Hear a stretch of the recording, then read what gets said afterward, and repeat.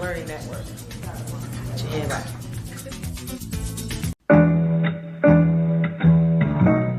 The Female Solution Global Radio TV Show invites you to an invigorating conversation with our team of hosts Monday through Friday, 7 a.m. to 9 a.m. Central Time. Start your week with Monday Morning Mindfulness with Zelda Speaks. Tuesdays, Self-Cell Care with Jody Susan. Wednesdays, Repairing Broken Families with Naima Latif and co-host Kareem Hamid. Thursdays, Soulful Solutions with Dr. Debbie Green. And Fridays, Health and Wellbeing with Beata. Saturdays, tune in 12 noon to 2 p.m. Central Time. First Saturday, Success Strategies with Jana. Second Saturday, Wendy Williams Esquire on relationships. Third Saturday, Move Around with Deborah. And fourth Saturday, Wisdom with Mama D. Join us Sundays, 7 p.m. to 9 p.m. Central Time for Soul Purpose Healing with Beata. Call in and comment 515-605-9325. Press 1 to speak to the host and be a part of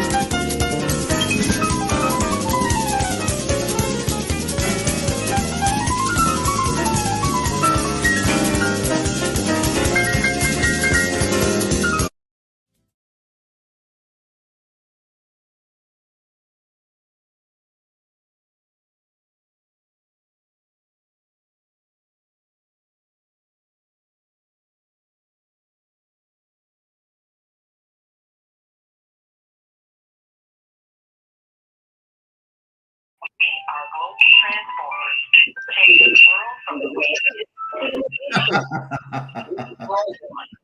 Look at that smile. Hey. Look at that smile. We are playing the promo for the Female Solution Group simulcast. Hey, y'all. What up? Ni hao. Namaste. Konnichiwa. Milo intentas. Rajstutz. Guten Tag. Dzień dobry. Bonjour. Hola. Ciao. Hasta nuestra. Aqua. Helio. Sabona.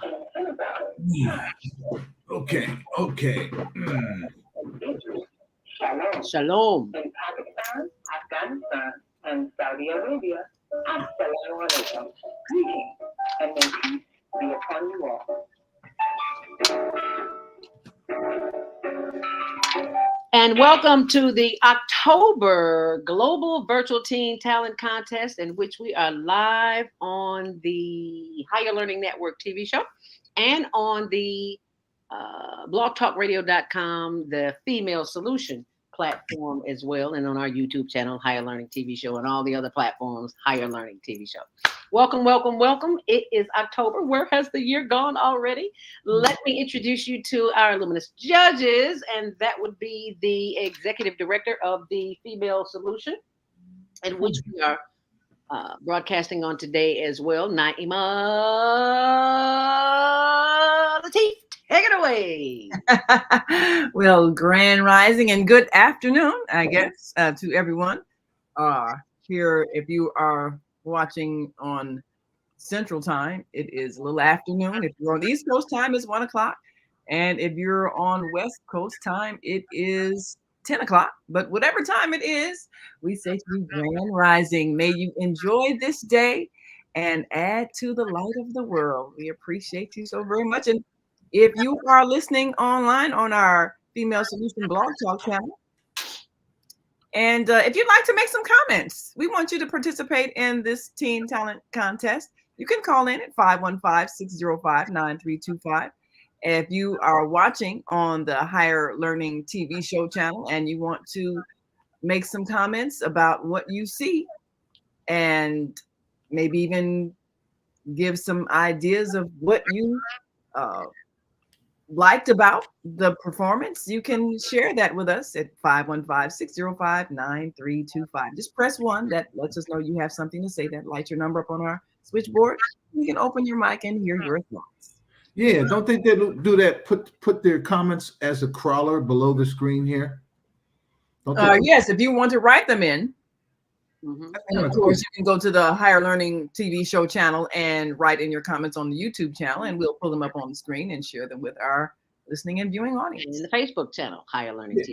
And if you're on your Facebook, Higher Learning TV, you can, of course, you can write them in, and we will share them with our listening and viewing audience. I think that's kind of cool, because we're giving our opinions. Yes. And then we look and see some of those who voice their opinion by crawler up under the screen here, and then they do their little interjections, and I think that's kind of cool there. That way they have to say as well as we do. Yes, we certainly want to. So make sure you get your comments in there, especially if the participant is somehow related to you or a friend. You might want to put that in there. Yeah. Come on. We always encourage our youth. Always want to encourage them. We always talking about all the craziness they do. So let's celebrate them. So that's what we do here. Absolutely. So for those of you who may not know this young man here, let me tell you a little something. Hi, my name is Gene Airman Phillips, inviting you to come fly with me on my new radio station called RideRadio.com. Y'all remember back in the old school, right? When you wanted to hear those favorite R&B songs, you found that station. When you got it, you locked it in. You was cool. But then you wanted music from the other side, so you had to find you a pop station, a light rock, a top 40. When you got in, you locked it in and you was good. But all the time you're wondering, hey man, why can't I get that one radio station that plays all my favorite songs? Well, you got it here, man. I call it soul school, not old school. Man, I can go from Mick Jagger and the Rolling Stones to Kool and the Gang. I can go from the Culture Club to Lionel Richie and the Commodores. I can go from James Brown to Elton John, from Madonna to Aretha Franklin and Billy Ocean. It's all commercial free, extended versions and remixes.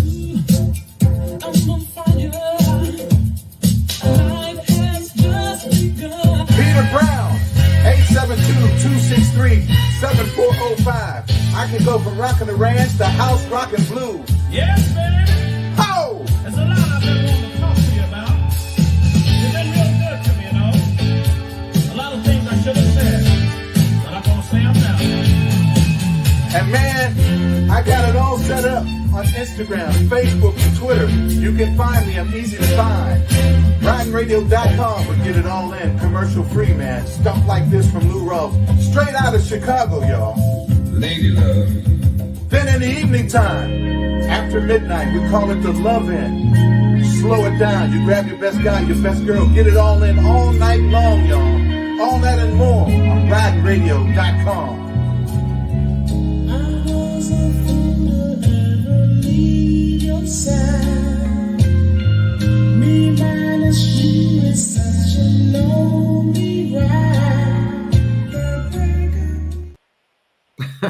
Who was that guy?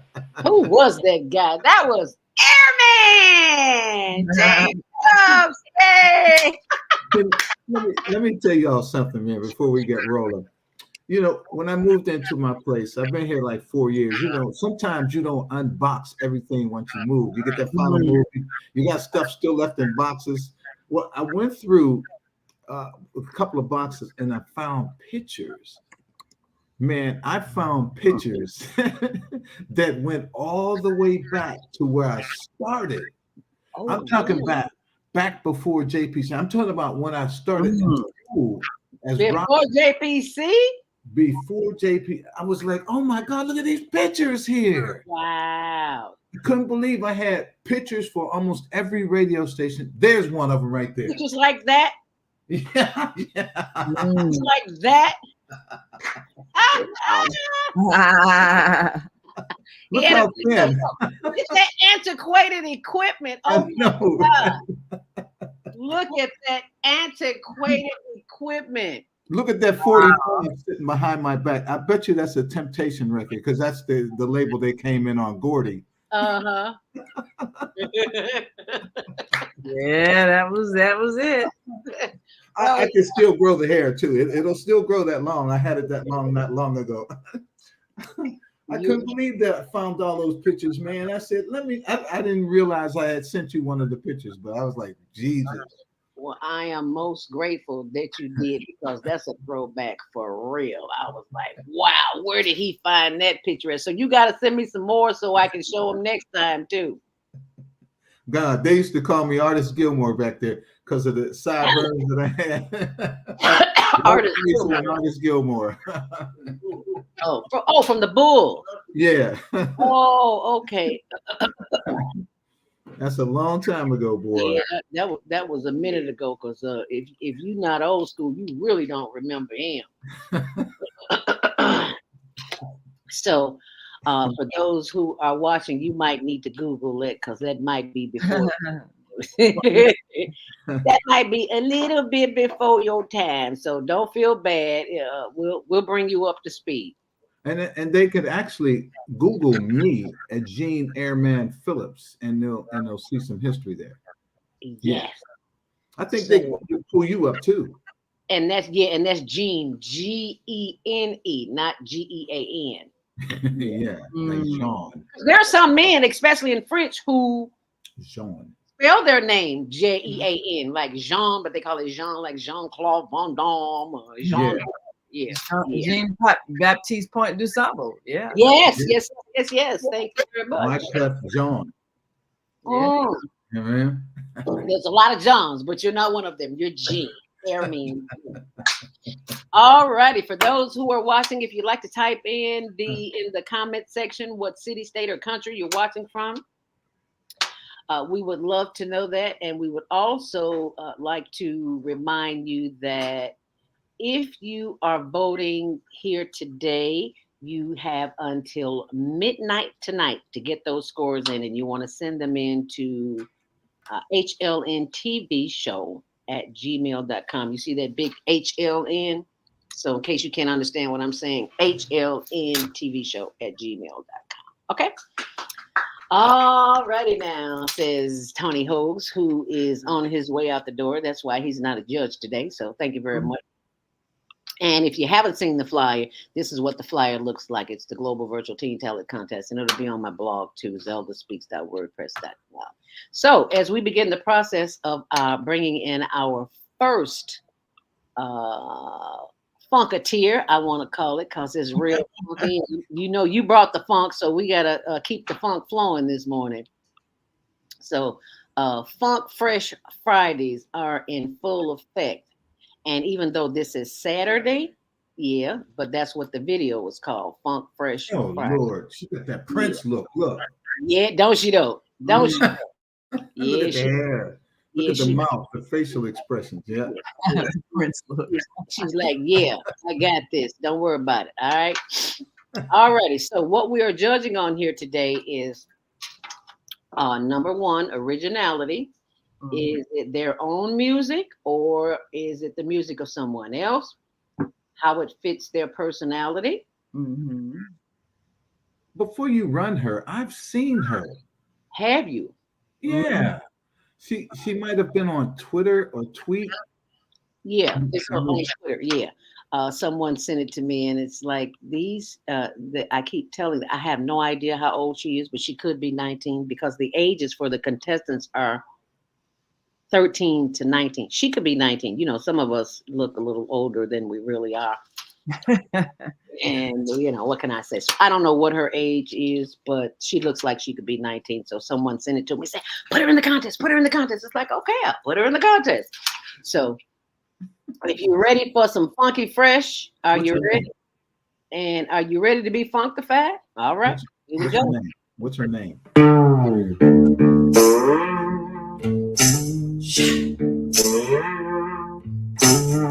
Here come on, Lisa, she come grooving up slow. That she got fiery eyeballs. She's one holy roller, shorty, get down, good Lord.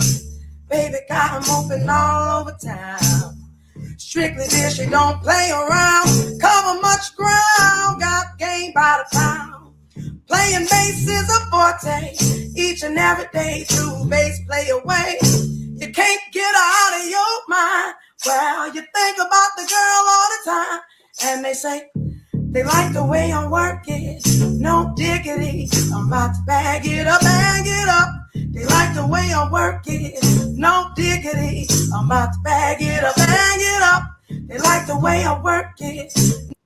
Yeah, we like. We like. Yes, he did. You go, girl. Now, what are the what's the highest and the lowest? 1 through 5. They can get a total of 5 points. Okay, all right. Yeah. You know, what's her name? They didn't say. They just said Funky Fresh Girl. Oh. So she said Funky Fresh. Name, huh? Okay. Funky Fresh. Her name is Funky Fresh, as far as I'm concerned. I don't know what her real name is. It's like when you okay. Thank you all of our higher learning leaders who send the information in. But when you send the video, please send the name of the video so we won't be scouting around looking for. Because right now I have no idea who she is. But if you would like to, if you know who this is, because it was on TikTok, so. Whoever sent it was on TikTok. So we just called it Funky Fresh. And she's saying, what was it? Blackstreet, Yo Diggity. You know what? I liked her performance because that's the first time I've actually been able to hear the lyrics to that song. And she's saying real clear. I'm like, oh, okay. Now that makes sense. Yeah. I did that. The original song, I never really quite got what they were saying. So I appreciate her enunciation. Yeah. Here's the thing. I appreciate her enunciation. Here's the thing with that song. It's got a bit of the Beatles bass line in the background, and then Bill Withers, Grandma's Hands. Yeah. Yeah, a little of that. Yeah. Yeah. That's why it sounds so familiar. That's what it is. All those little things. Yeah, if you're familiar with the Beatles. Got hair down to his knees. Yeah. Yeah. A joker because he know how to please. Let's come together. Yeah. Right. Yeah. Uh-huh.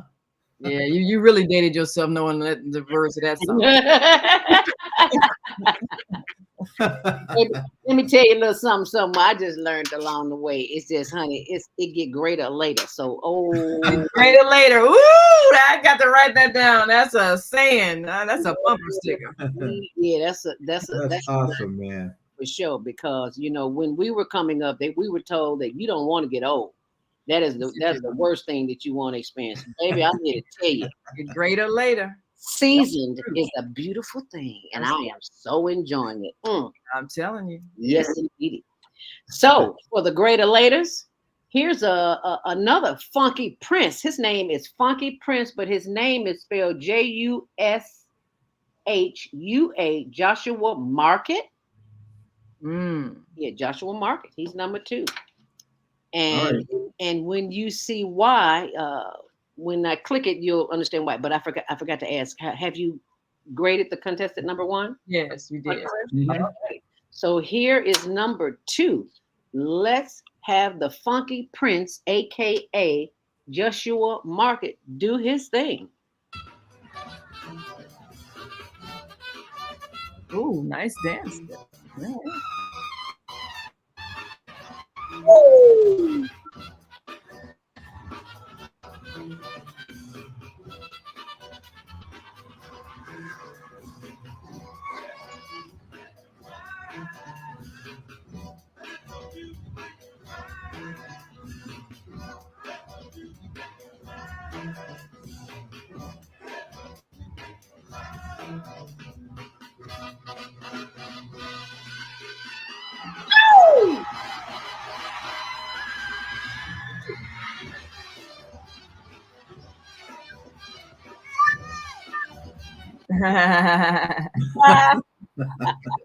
He says, I'm done. Okay, y'all can take it away now.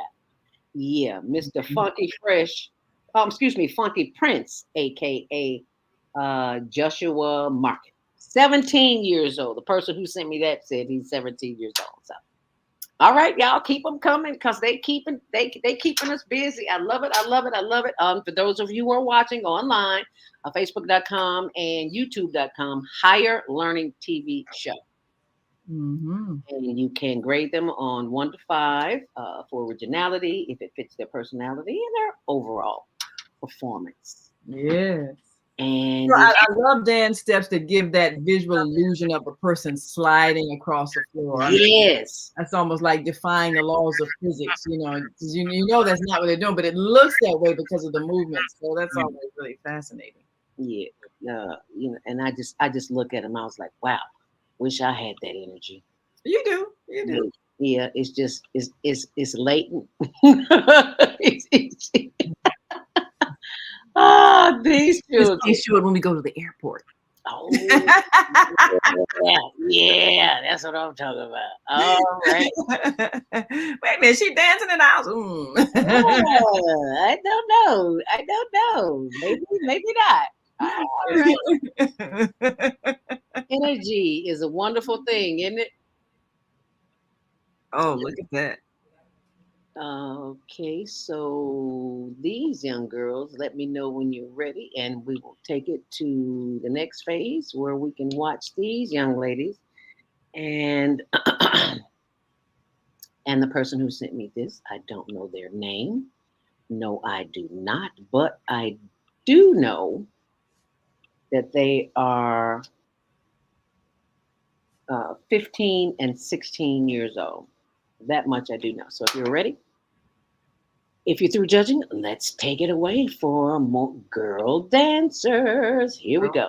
Very short video, but this is what they sent. So are you ready, judges?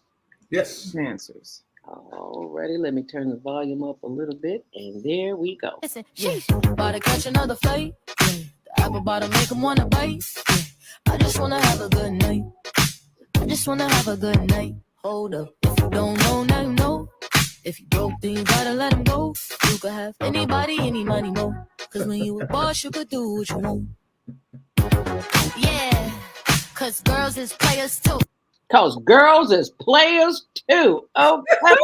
You know, that's the first time I really paid any attention to that.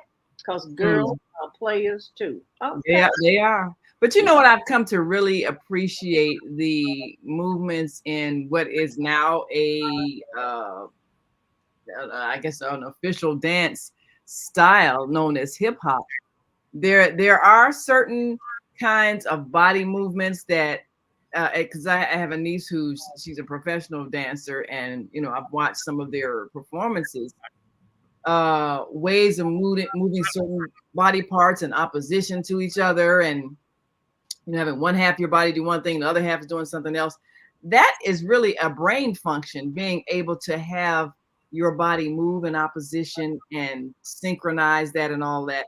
So I've really come to appreciate that as a dance style, same way as ballet or tap or any other dance style, because it does involve mastery of one's body movements and really the brain being able to coordinate body parts to do that. So you know, and I know that hip hop as a dance style now is being taught at universities and stuff like that. That's stuff that came out of the urban experience. So we should be proud of ourselves. We created another classic dance style, and it's being taught and learned and performed and everything. But it does take some skills. It takes mentally, being able to coordinate that, because it almost kind of like defies your natural way of motion and doing things opposite. So that, that they're skilled. I like that routine.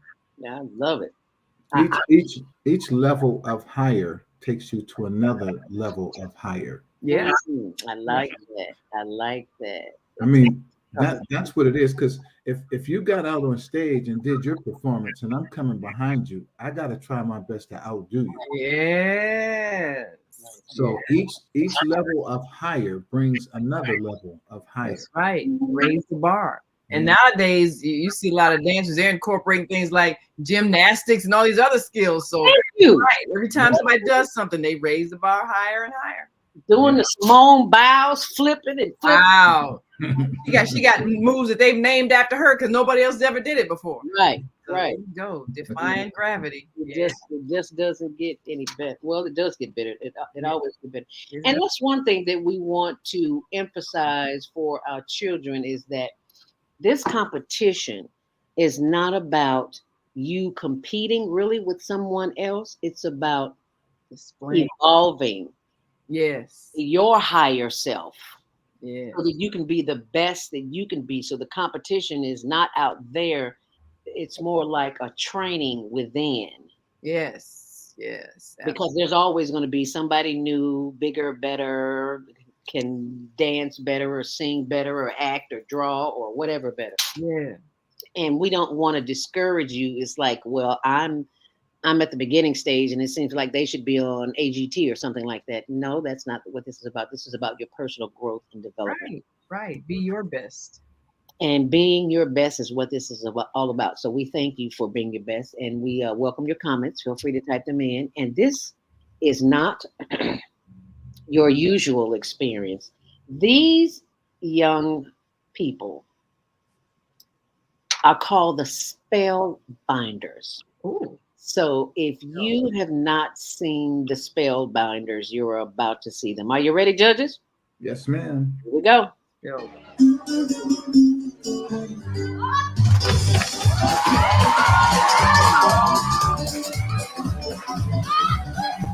Okay.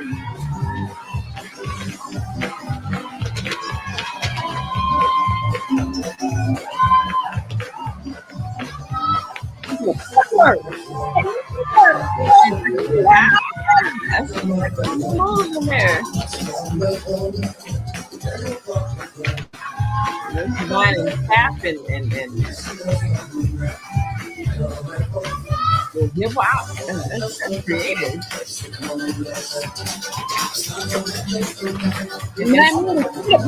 What's that he used to do? Lindy Hop back there. That's Lindy Hop, yeah.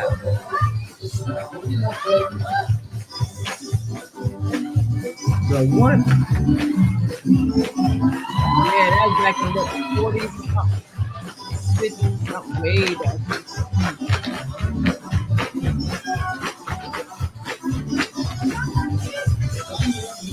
Jazz. Wow. I want to talk about that.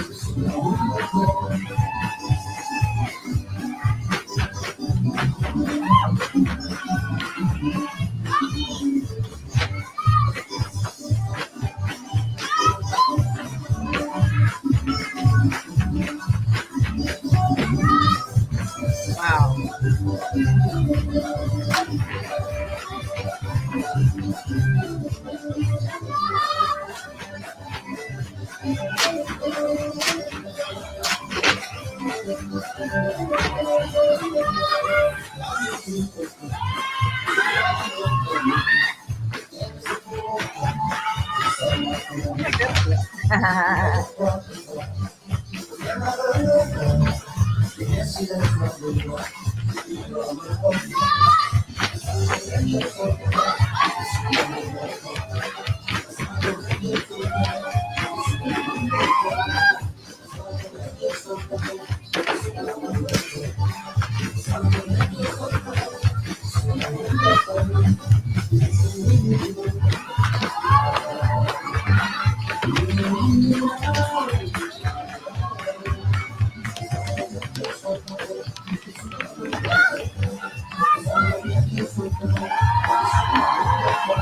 know it's longer. I just want to show it all. Wow.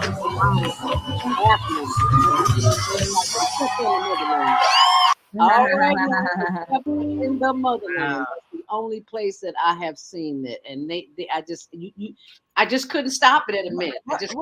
What city are they from? I'm not quite sure, but I do know they are the Spellbinders.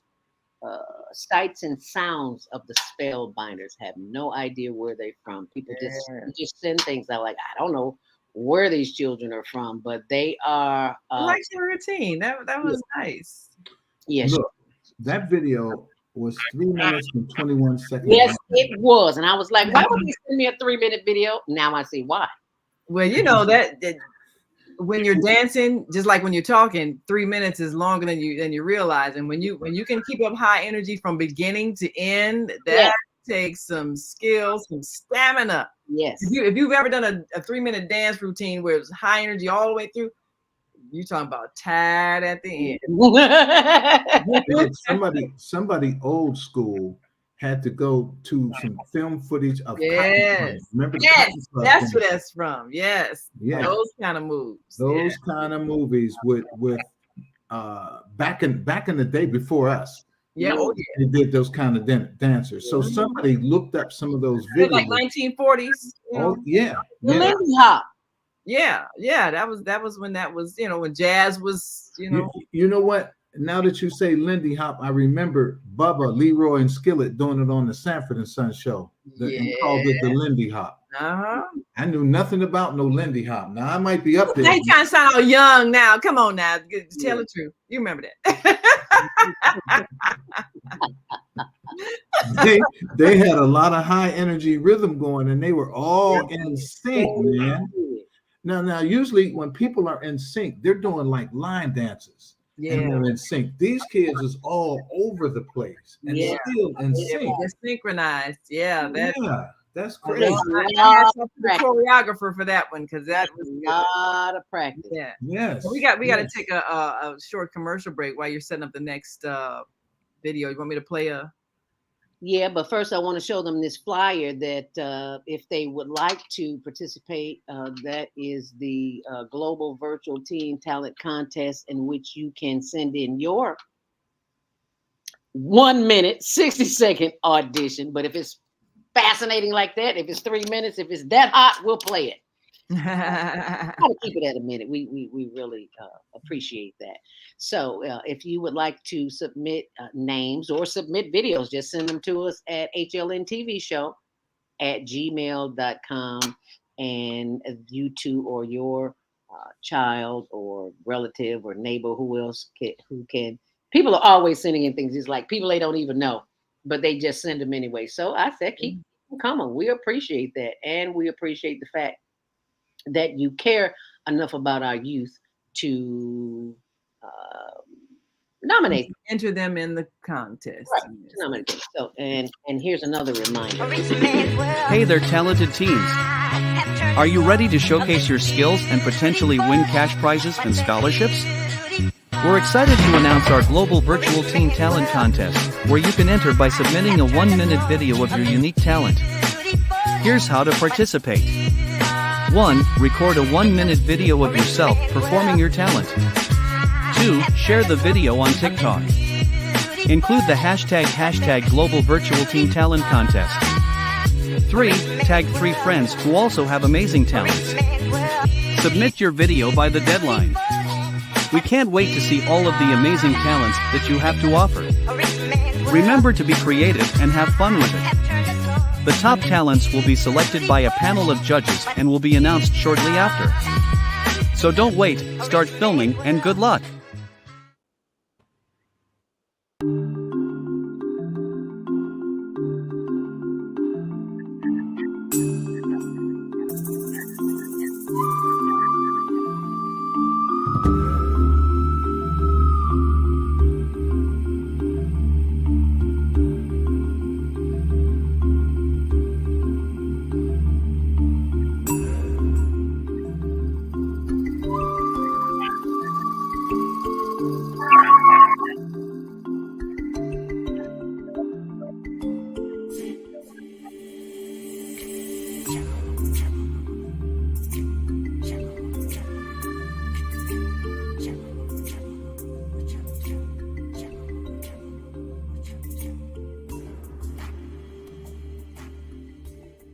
And HigherLearningNetwork.org resources is where you can find these t-shirts. These are the t-shirts that we offer to raise funding to give them cash prizes and scholarships.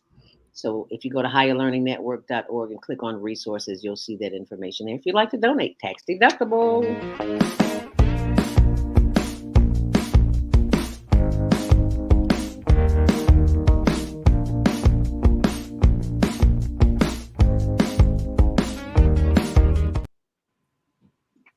And the show is sponsored by StreamYard. Do you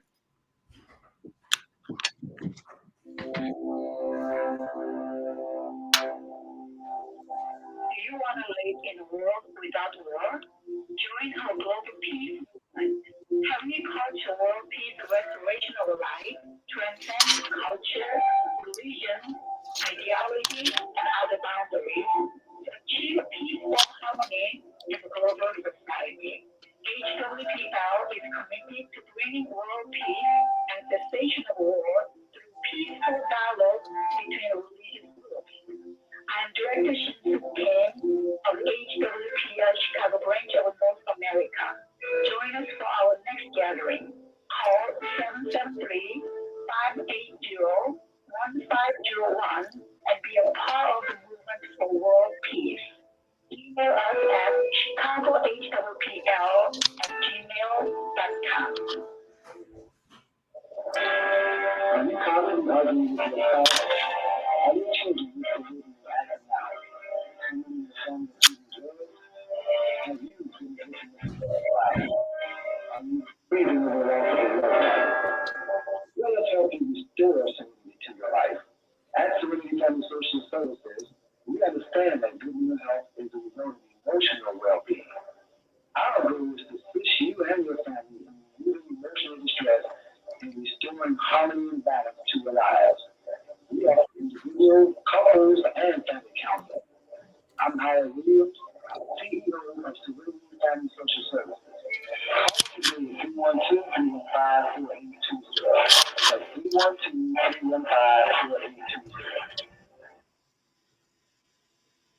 Hi, I'm Dr. CJ of Valona Health, where we combine orthopedic manual therapy and neuroscience to treat the whole person. Health tip for the day is keep it moving. Doesn't matter how, just keep it moving, doing something you enjoy. Walking, dancing, rolling on the floor with your dogs or kids, really anything. The body craves movement to keep its bones, joints, and the muscles happy. Even our mental health and internal organs and digestive system rely on our movement. Thanks for being a part of the Higher Learning Network on the Female Solution. And thank you for joining us back here on the Female Solution and the Higher Learning Network TV show, which airs Tuesdays at 6, Wednesdays at 1 on Channel 19, and 24/7 on the World Wide Web, Higher Learning TV show. As we continue the show with our contestants, but let's take a comment here. Latoya Griffin. Hi, Latoya. Thank you so much for watching and for sharing. And you think this is cool. Wait until you see this next one. See, we have to teach our children that these moves that they're making now, they think they originated them. No, they did not. Everything you see came from the motherland. And then the old school. So this is the old school, that the time that we learned that Michael Jackson did not invent the moonwalk. I know some of you may be a little bit disappointed. But you need to know the truth. He sure did master it. Yes, he did. Yes, he did. And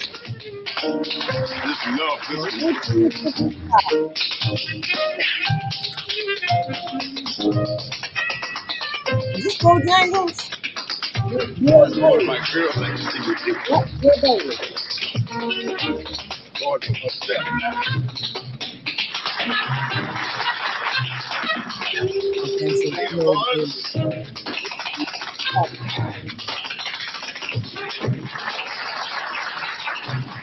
Take me on home.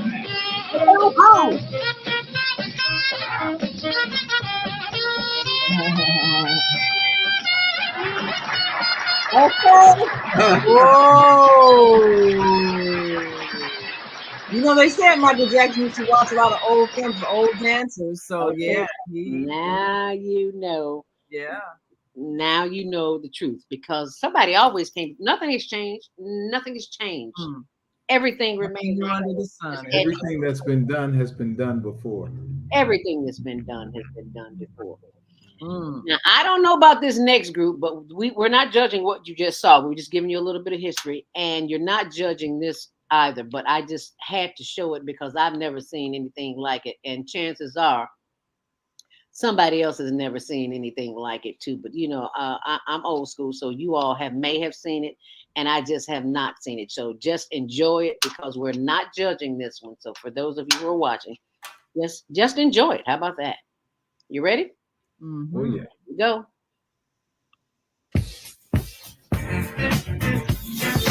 Oh my goodness.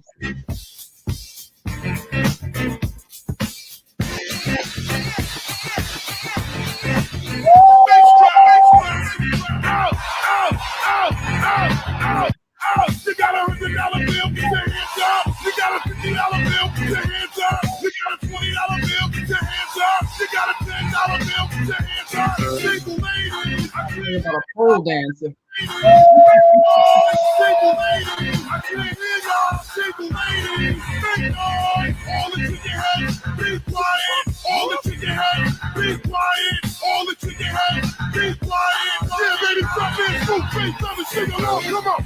Yeah, turn up. Yeah, Wow. All the good looking women sing along. I can't hear y'all.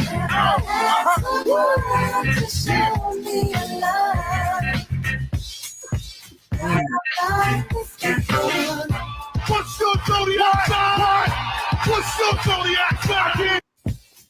Okay. Wow. Public transportation entertainment. Wow. It's like, no, they didn't. Yes, they did. On the train. Do you hear me? Wow. We know it was a warm climate, because there is no way you were doing that on CTA here in Chicago. I don't know. Somebody might try it after looking at that.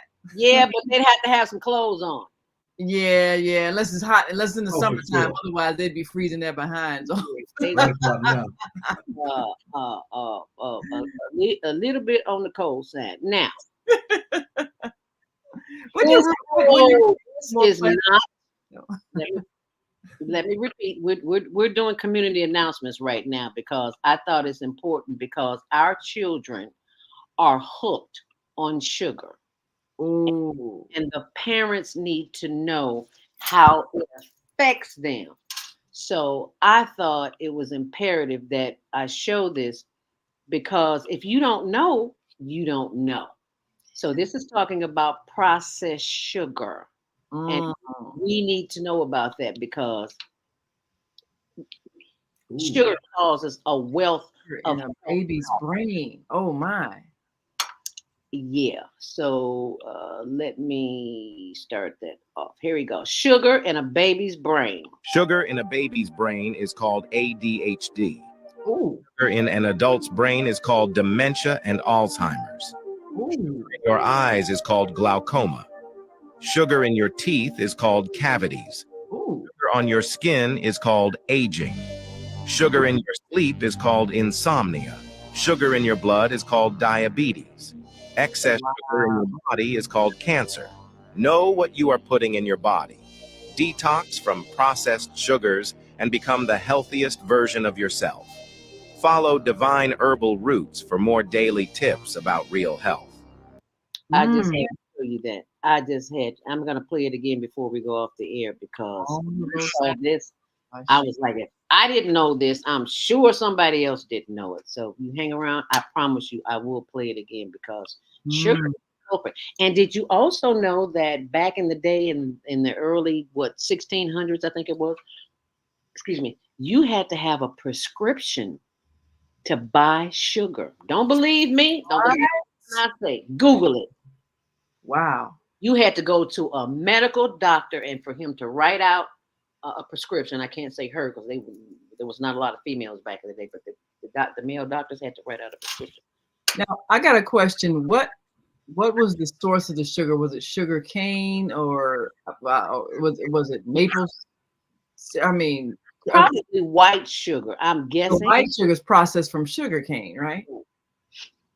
I mean, I know that was a very popular plant during the slave era. You know, that was grown in I guess the Caribbean and those yes. It was very severe, but it was very profitable. Granulated. Yeah. So I guess once it got processed, that's when it really got potent in terms of all those diseases that we just heard about. That's what. I don't even buy sugar. Yeah. Some years ago, I said, with all my issues with cavities as a kid and now as an adult, never buy sugar. That doesn't stop me from eating sugar because I had some bean pie last week. Okay. It's a little different. That's cooked. Yeah. I think that makes a bit of a difference. As long as it's not white sugar. Yes. Yeah. White sugar has been processed to death. And bleached is or whatever. All the nutrients are gone. All the nutrients are gone. It's real simple. All the nutrients are gone. So I haven't had sugar in so long. I'll use a little brown sugar. You're gonna or some agave or some honey. Yes, definitely. Yeah, you don't want to do the white sugar. Okay, now here's another one. This is just I can't say it, so I'll just show it. How about that? Are we grading this or no? You tell me. Here we go.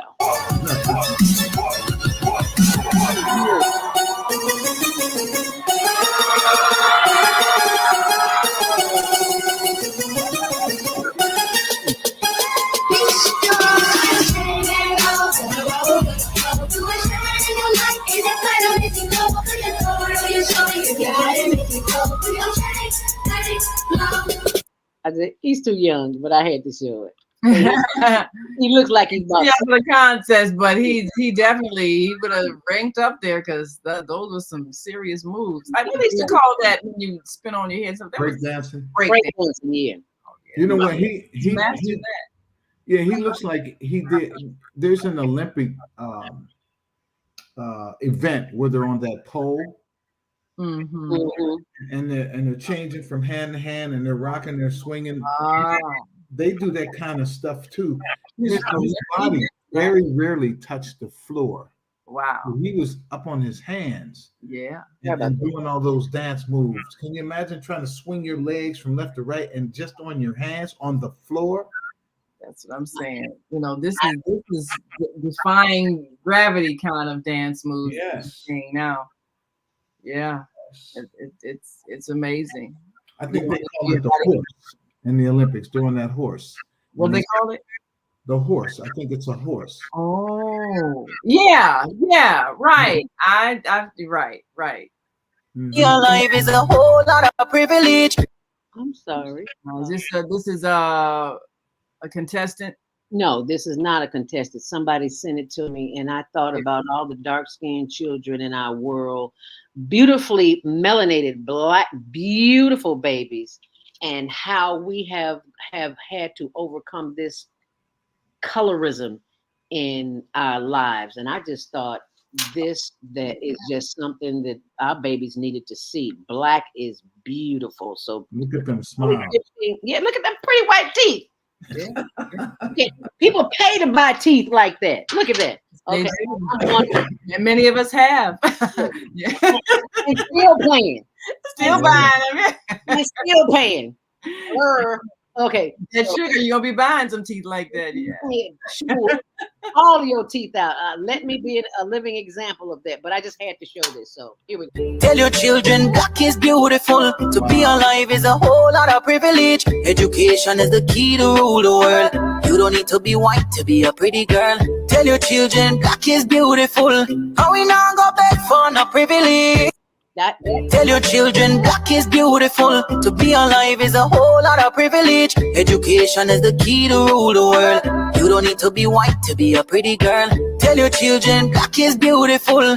How we not go beg for no privilege. Okay, I just had to share this with you. I just had to, because we're teaching our children that they're not pretty if they don't fit a certain mold, and that is the farthest thing from the truth. Because if it wasn't the truth, why are there so many tanning salons?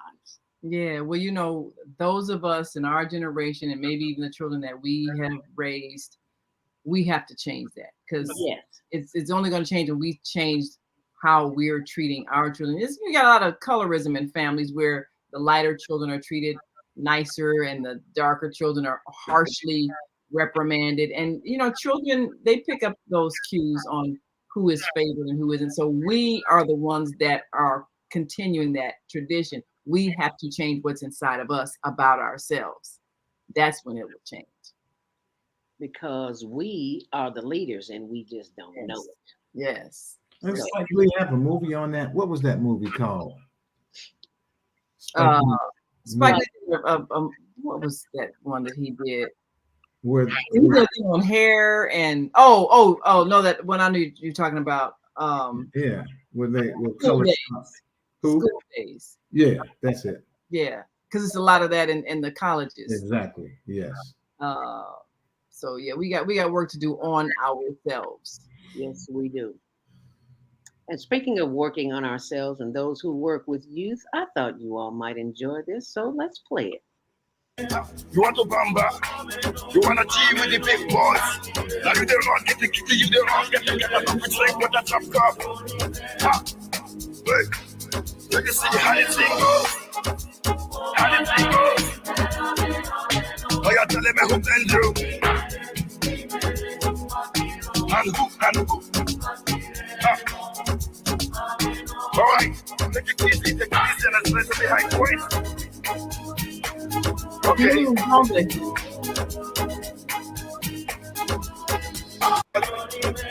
want to bamba? You want to team with the big boys? Now you don't want get the kitty, you don't want get the which like what a top cup. Wait, you can see how the thing goes. How the thing goes.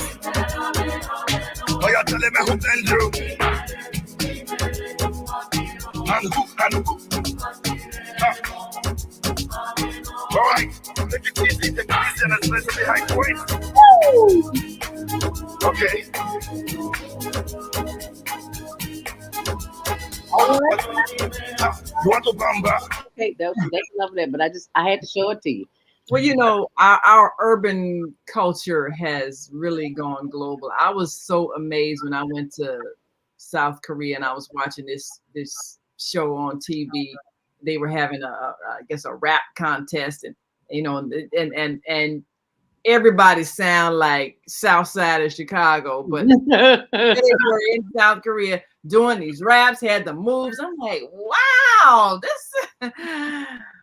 wow, our style is just, people are mastering it. Yeah. And it lets culture, music, dance, it's universal, and people can see a style and learn how to imitate it and just bring it to a whole different level of excellence. So that was impressive to see. These Chinese children learning how to do the whole hip hop moves and all that. They were good at it too. And they were excellent at it. And this was an adult teaching them. Yes. Okay. We need to know how much we're being imitated and celebrated and elevated by all these different cultures around the world. They're seeing the beauty and the value in what we bring to the planet in terms of our creativity. And don't think everybody not watching the Janet Jackson videos and the Beyonce videos and watching the moves of Michael Jackson and Usher and all these people. They're watching that and go, oh wow, let me see if I can do that. And still, Mike has been gone, how long? 12, 15 years now? No, he's still influencing dance, still influencing the culture. Now, how powerful is that? You ain't even on the planet no more, but people are still imitating. Right. That's and right. Been gone. Been gone. Still got people doing it, trying to master his moves. That's right. And that they have done. He lives on. And and it seems like they're getting younger and younger. Yeah. These amazing kids, and they are not part of the contest. But I'm sorry, I just had to show them because we've got enough. So I just had to show this. So enjoy. AUDTION page. So if I remember, you're 8 and 9 years old, right? Yes. So I want to know in your heads, what is your future going to be like? Will you always be dancers? Yeah, or? we're always going to dance together, and we're probably going to want to get married when we get older. And if the marriage doesn't work out, you'll still be good friends and you can work together. Yeah, best friends. Oh, yeah, that's nice. Put that in there. There you go. Simon didn't really like your music choice last time. What song did you pick today? It's time of your life. Because it's America's Got Talent. And this is the time of our lives. Well, all I can say is just have fun and wow us again. Good luck. Thank you. You got this. I've had time of. Now I had the time. Come here, girl. I never felt like this before. Yes, I swear it's so true.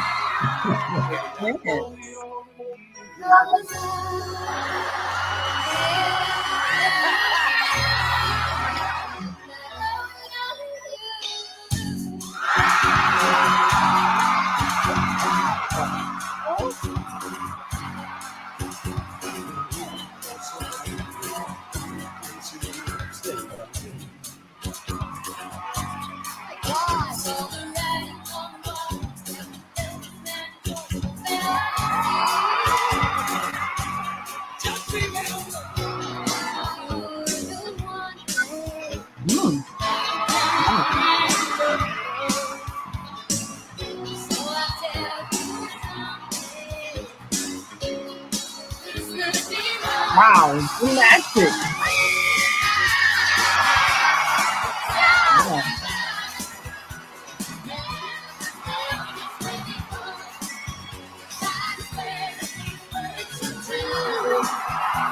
Yeah.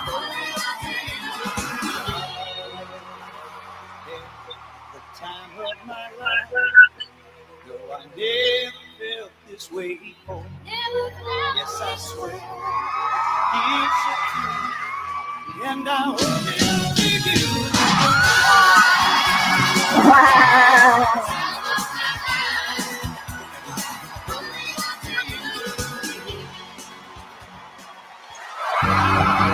Were they phenomenal? AUDTION. Were they phenomenal? Or what? They were phenomenal. I just had to show that. I just had to show it because the more we encourage them, the better that they will do. And they weren't old enough to participate, but they were definitely old enough to be encouraged. And that's what we want to do here on the Higher Learning Network. So we only had four contestants today, but I want to remind you that you can always go to our Instagram page, Teen Talent Contest. I say that so much, Higher Learning Network, I just forgot. Is the Instagram.com Teen Talent Contest. And we certainly hope that you've enjoyed the contest.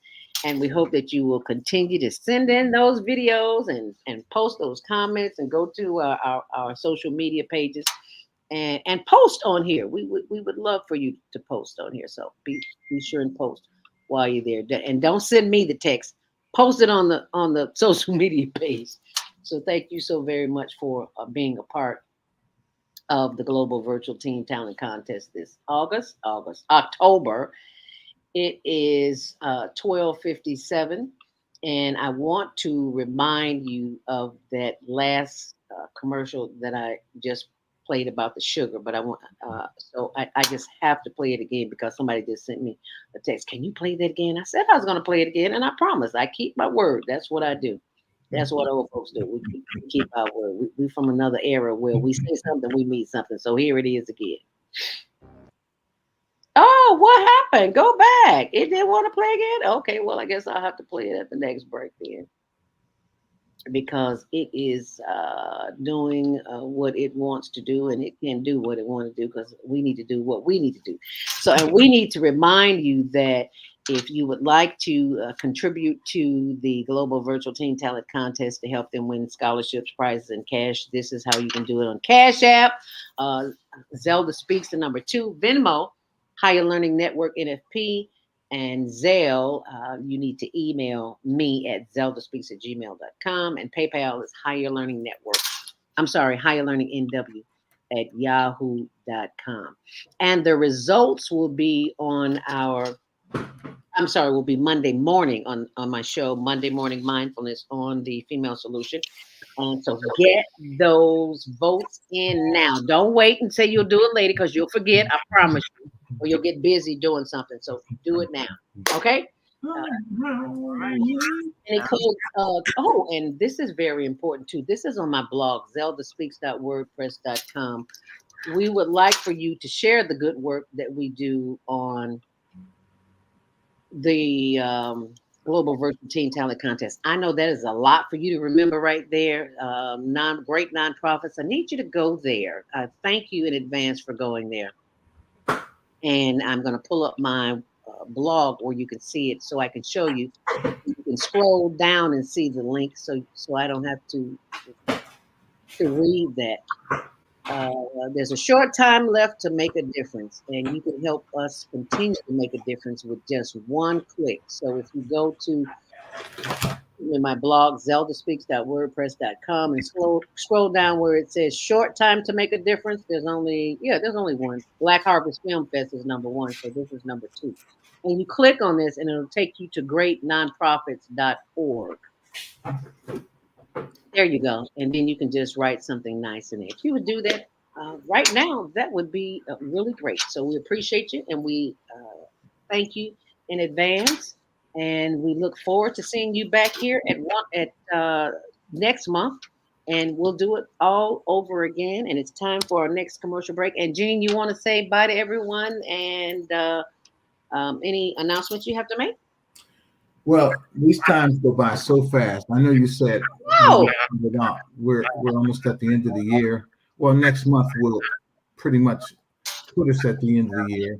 But how fast they go around. I mean, because I almost forgot that we were supposed to do this. You had not sent me that text, I probably would have forgot because it's going by so quickly. I know. But the talent that we get, like I always say, man, when you raise the level, it forces someone else to go above and beyond. So the sky's the limit. The sky's the limit. And we love being part of this. And thank you for being a part of this. What would we do without our airman? And you know, I just love playing that promo. So I'm gonna play it again before you leave. So thank you so much. We will see you back here the end of the month on a November Funky Fresh. Oh wow, they're voting already. Okay, why y'all gotta send it to me? How come you can't email it? I'm not talking about y'all. I'm talking about the other people. Because when you make comments, I want to post those comments. Yes. Yeah. So I want to post the comments, whatever you say. So thank you so very much.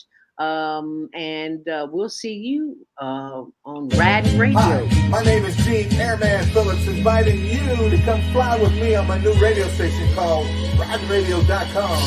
Y'all remember back in the old school, right? When you wanted to hear those favorite R&B songs, you found that station. When you got it, you locked it in. You was cool. But then you wanted music from the other side, so you had to find you a pop station, a light rock, a top 40. When you got in, you locked it in and you was good. But all the time you're wondering, hey man, why can't I get that one radio station that plays all my favorite songs? Well, you got it here, man. I call it soul school, not old school.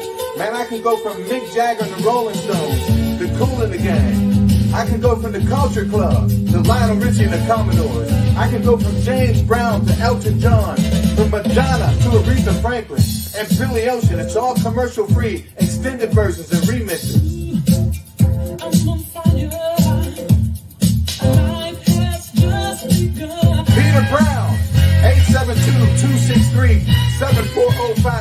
I can go from rockin' the ranch to house rockin' blues. Yes, baby. Ho! There's a lot I've been wanting to talk to you about. You've been real good to me, you know. A lot of things I should have said, but I'm gonna say them now. And man, I got it all set up on Instagram, Facebook, and Twitter. You can find me. I'm easy to find. RidenRadio.com would get it all in. Commercial free, man. Stuff like this from Lou Rawls. Straight out of Chicago, y'all. Lady love. Then in the evening time, after midnight, we call it the love in. Slow it down. You grab your best guy, your best girl. Get it all in all night long, y'all. All that and more on RidenRadio.com.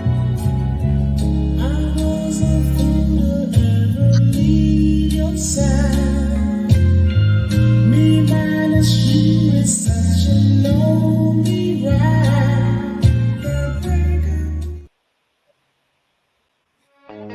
Sponsored by Stream.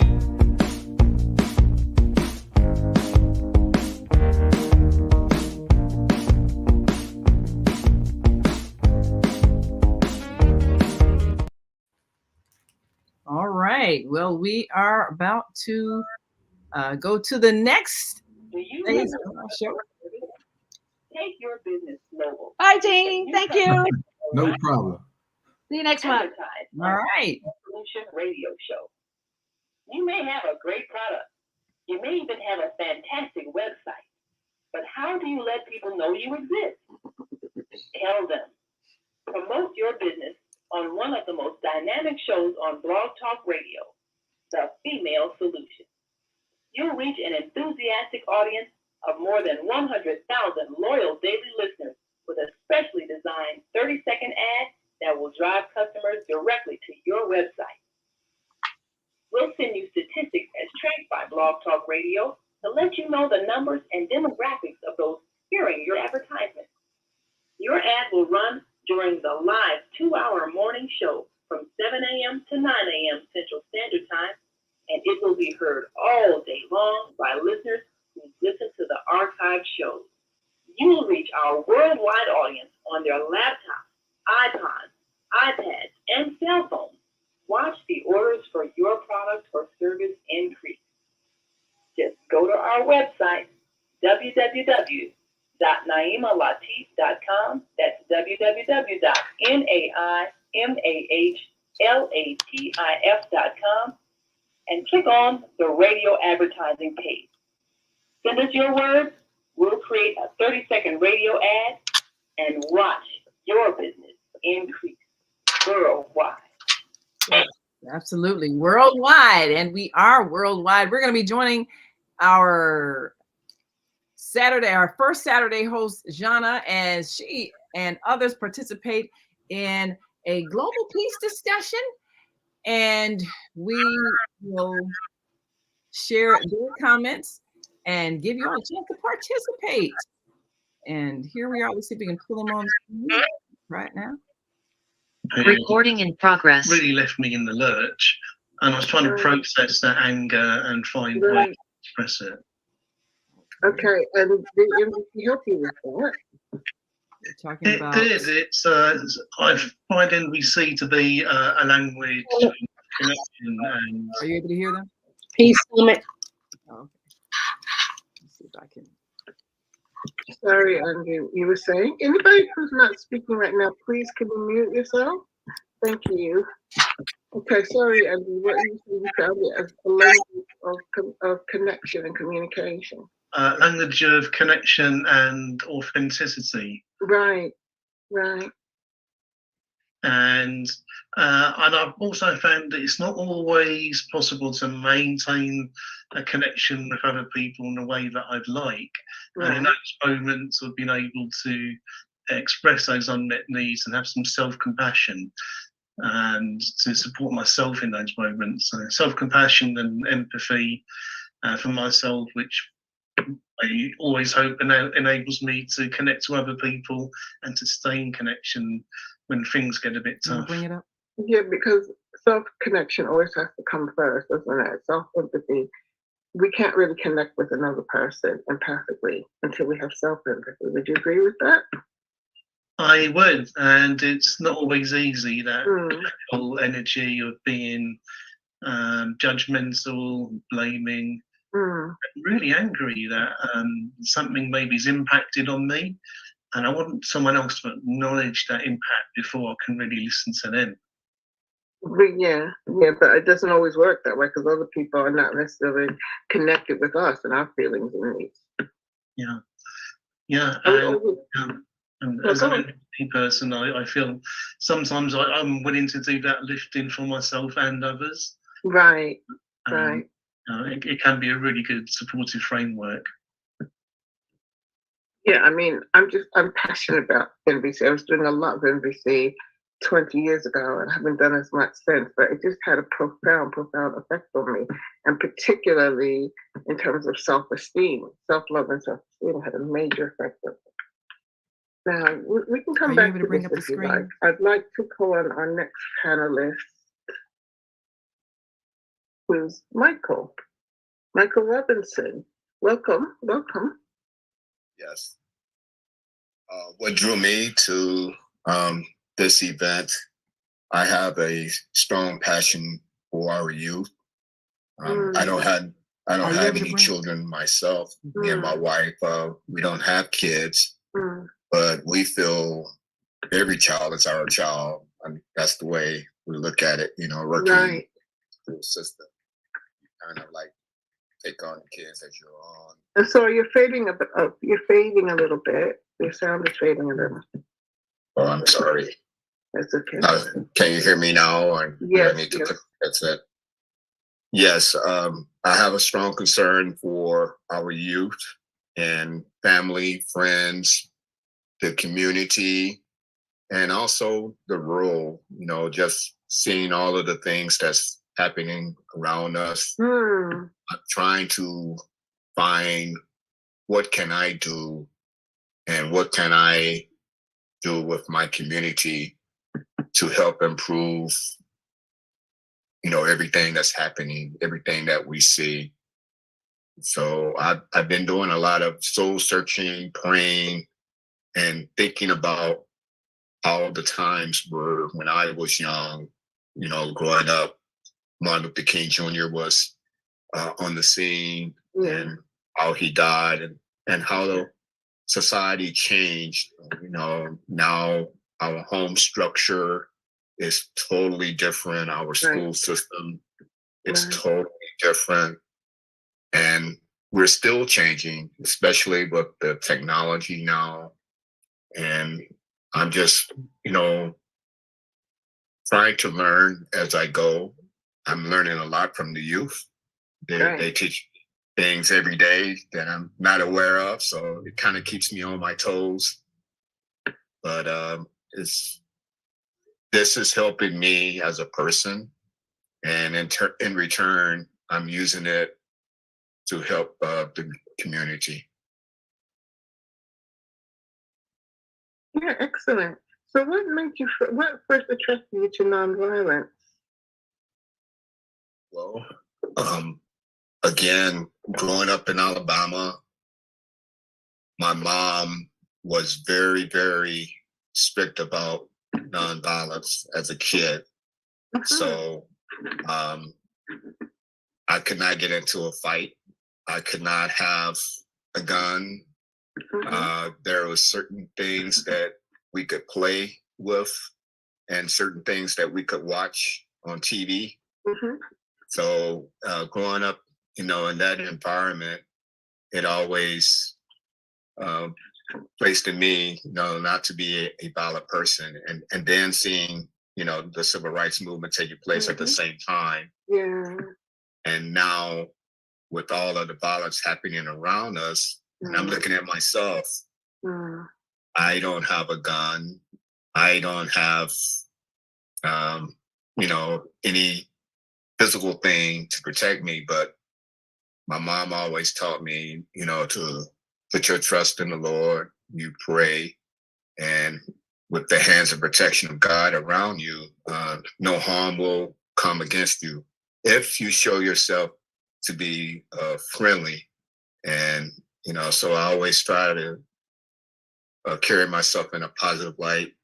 When I'm talking to someone, I'm trying to truly understand and meet them where they are. Right. Not, be judgmental or anything like that. So I credit that to my upbringing, my grandparents, and the people that was in my community as a kid. Several older members were there. And now when I go back to that community, everyone's gone.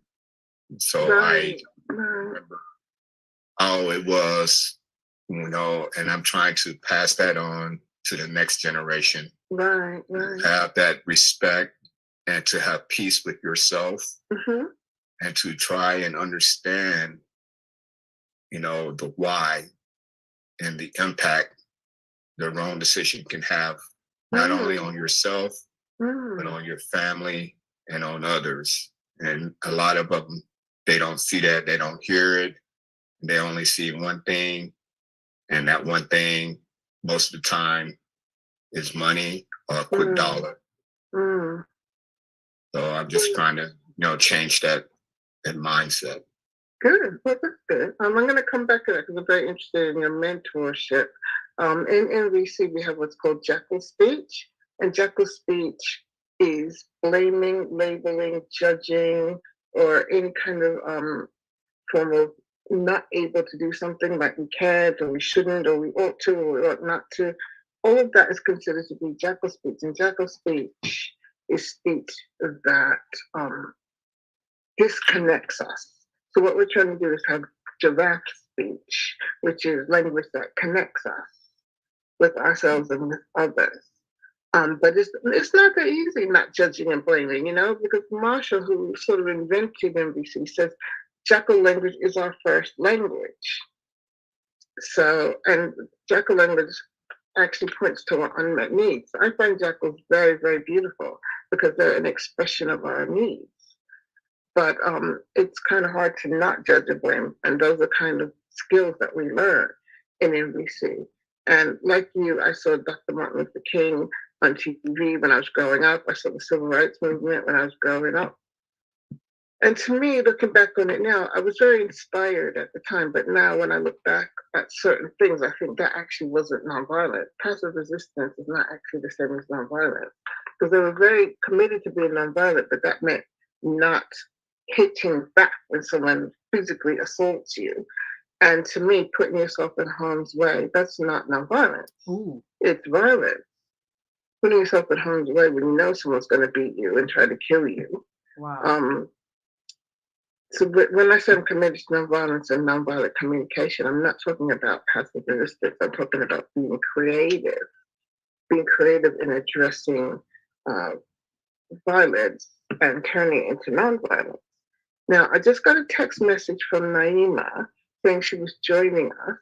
Naima, are you there? Yes, I am. Are you able to see me or hear me? Are you here? If you're here, unmute yourself, please. Okay, let me see if I can.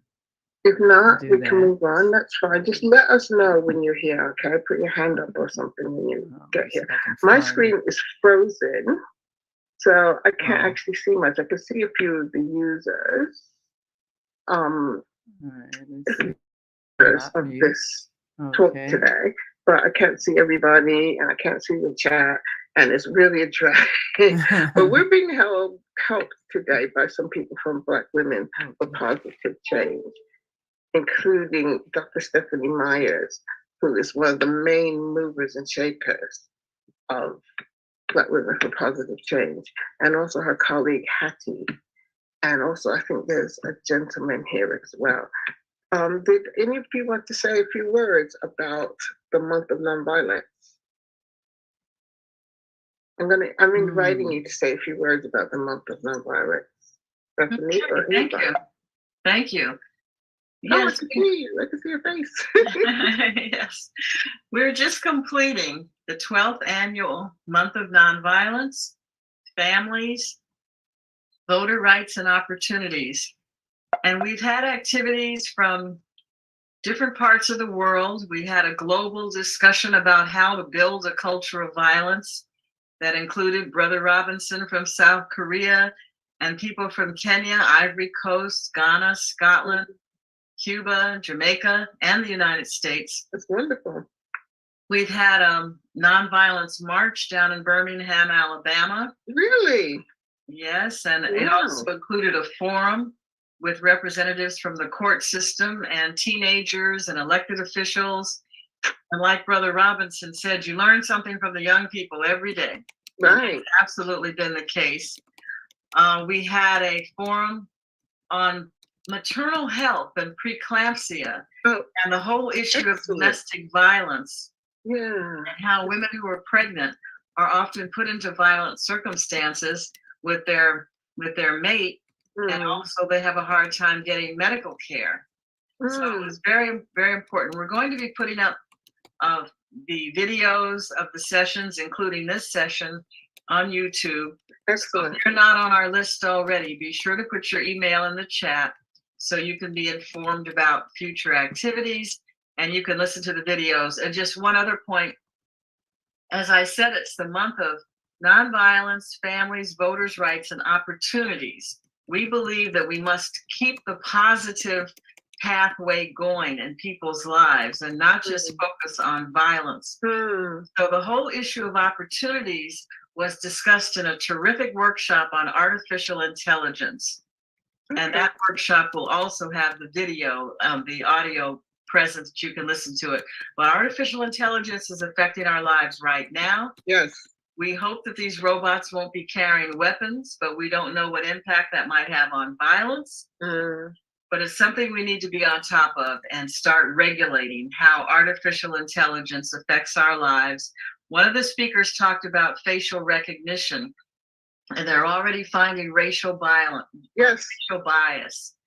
Facial recognition technology. So this is something we have to get on top of with the local police departments in our cities and make sure they aren't going and arresting somebody because the AI said that that person committed a crime and they may be innocent. So this is a new risk that we're facing. So thank you so much. We appreciate your leadership, Jana. You've been doing this for several years. We appreciate the United Kingdom's role in the month of nonviolence and all that you do with your writing and your radio shows and your blogging. So thank you very much. And thanks to all of you for joining us today. Thank you. Thank you very much, Dr. Myers. That was brilliant. It's so inspiring. The work that you're doing is just so inspiring. And you're inspiring people all over, as you said, all these different places, all over Africa, in Cuba. And yeah, carry on. Keep up the good work because it's brilliant. Okay, I've got some questions now for my panelists. And I'm going to say, anyone who wants to raise a question or make a comment, can you please hold off on that for now? Because I want to speak to my wonderful, amazing panelists first. But later on, I'm going to want to hear from the audience. So you'll be invited to make comments or ask questions if you want to. You can also put stuff in the chat, but bear in mind, I can't actually get the chat at the moment because my screen is frozen. I'm just really happy I was able to get on here today because it was kind of touch and go for a while, but here we are. Okay. My first question is for everybody.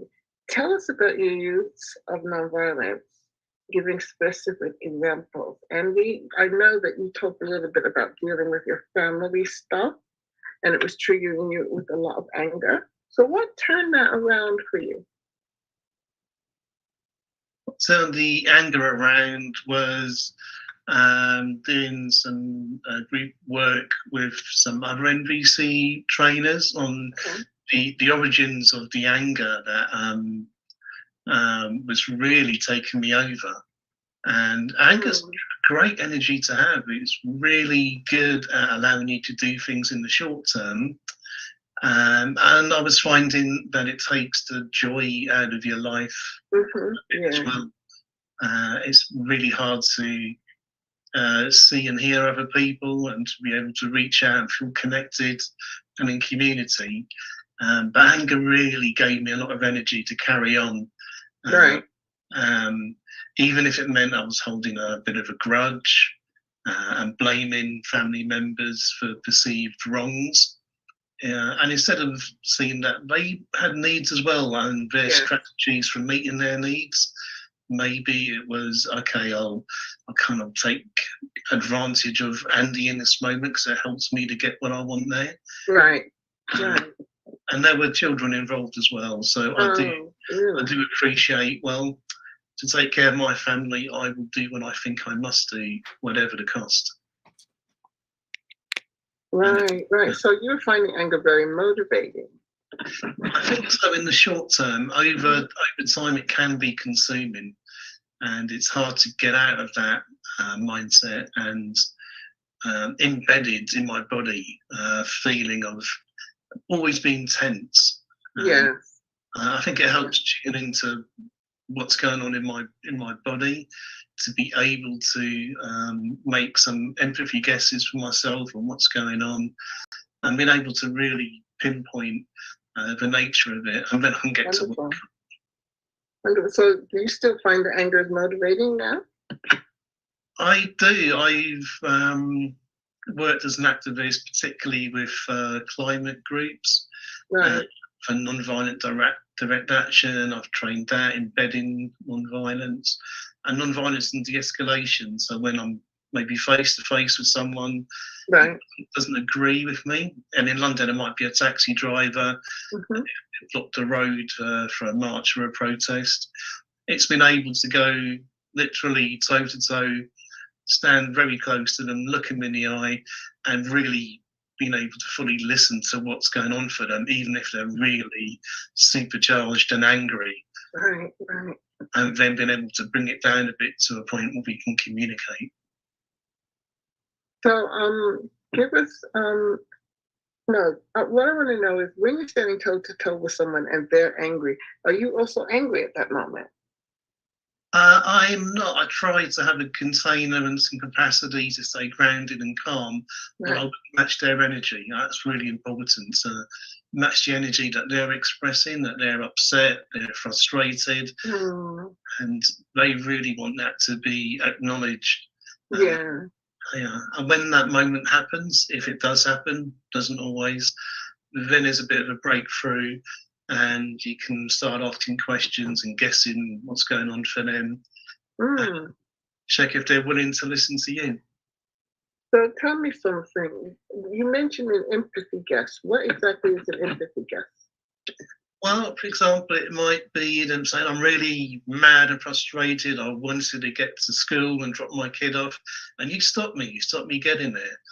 And it's just saying, look, are you really upset by this? You wanted to make sure your child could get there on time, and I've stopped you, and you don't know what to do, and you're mad. Is that right? And checking in with that person that is right. It's not assuming what's going on for them. It's checking in with them and seeing if something resonates. Right, and if you're right, then they'll tell you that you're right. And if you're wrong, they'll tell you that, no, that's not what I'm angry about. I'm angry about something else. Yeah, and just that curiosity about what's going on for you can hold their attention for a few moments to have this dialogue. Yeah, and do you find it at work that people are more responsive to you? I do. We don't always get a space where people are willing to listen to us, particularly when we're charged. So when it comes up, it's quite precious. If you have the capacity to do that, it's quite a precious thing to offer someone, to fully listen to them and be willing to be empathic and to want to know what's going on for them. Yeah, okay, thank you for that, Andy. I'm going to turn to Michael again. Can you explain, please, what does it mean to be a mentor?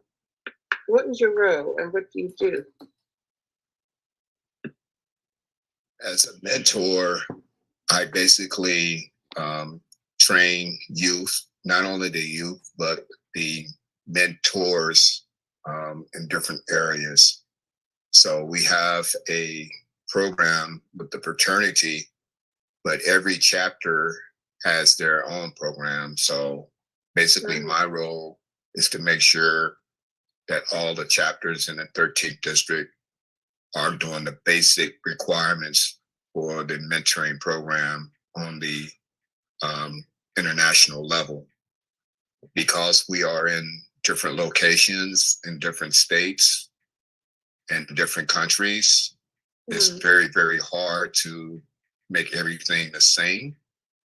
And being in the States, in the United States, there's government funds or funding from the state. There's funding from federal government. And we're trying to get that overseas to the chapters that, you know, are outside of the United States. So a lot of different similarities, but we have basic guidelines that we must meet. And this year, we finally became a mandated program. Mentoring's been going on for a long time, but it wasn't required. It was just something that some brothers took on and did. And now it's mandatory for every chapter in Omega Psi Phi Fraternity Incorporated to have a mentoring program. Right, okay. And tell now me some of the basics. Sorry to interrupt you, Michael. Tell me some of the basics, because you said you have certain criteria that have to be met. First thing is for the mentees, we're looking at the 13 to 21-year-olds. First time dads fall in this category. You know, a teenager, the conversation is totally different from someone that's in elementary school. Right. So we have to have a schedule of events and topics to each category of youth. So you won't be talking to an elementary school student the same way you'll be talking to a high school senior. It won't work. So we make sure everyone understands, you know. I'm sorry, did you just go away from the mic a little bit?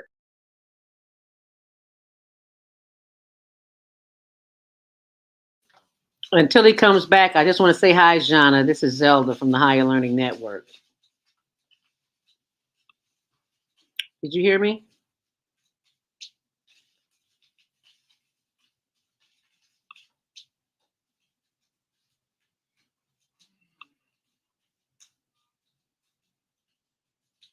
Thank you, Baba Kwame Sunhorse. We just lost the audio from them. Mentoring is a humanistic education. Yes. Rites of Passage, Baba Kwame Sunhorse in Georgia. Thank you for sharing this morning. Now I can't hear Naima. The comment or ask the question, you're very welcome to do so later on in the show. And I will say when, if you put your hand up, hopefully one of my lovely friends who are operating Zoom right now will let me know, because my screen is still frozen. That's okay, Jana. We've got you up here on the wonderful thing. You know, it's supposed to make our lives easier. We can still hear you. Work that way. I'm just gonna I'm gonna come back to you, Michael, in a little bit. But I just want to welcome Naima, who's the third panelist on today. Naima, are you there? Yes, I am. I don't hear you. Are you on? Can you hear me? This says that she is. Yeah, can you hear me now?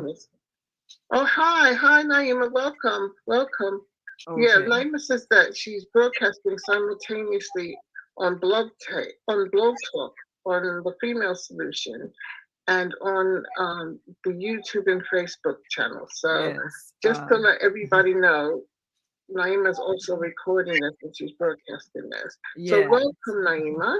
Yes, welcome to everybody. And I don't know if you can hear our Female Solution host, Zelda, who was speaking earlier. I'm not sure, because I don't know if my audio is picking up both channels. It is now. I had accidentally kicked you out, so now you're back in. So yeah. Okay, so, yes, good. So I can see and hear you. Yes. Welcome. Because you're on Zoom and StreamYard. Right. So I just want to say hi to Jana and all the guests here on the platform. We did a show prior to this, and so it's just continuing from the Global Virtual Talent Contest on the Higher Learning Network. Yes. Okay, lovely. Okay, Zelda. As I said, anybody who wants to make a comment or raise a question, can you hold off on that for a little while, please? But welcome to the show. Yes. Naima is the third panelist today. She is the executive producer of the Female Solution Worldwide Radio and TV Network, which means she's the executive producer of my show, the Success Strategy Show, which I do monthly on the second Saturday of every month on the Female Solution. The Female Solution is also on YouTube and on Facebook. And Naima is also the founder of Parenting with Peace. So Naima, can you talk to us a little bit about Parenting with Peace? What exactly is Parenting with Peace? And there's a caller on the switchboard, Naima. Okay, so when Jonna says it's time for comments, we'll bring them on. I definitely want to share with our participants about Parenting with Peace. This is a new way of teaching our children.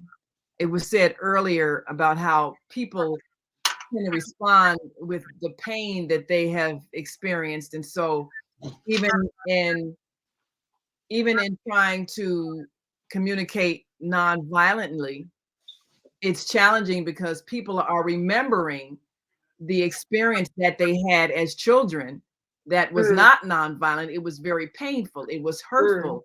We raised our children with the idea that there's something wrong with them. And so they learn to be defensive because they're always trying to prevent an attack. Yes. So Parenting with Peace is really a relearning of how to raise our children without making them feel like there's something defective about them.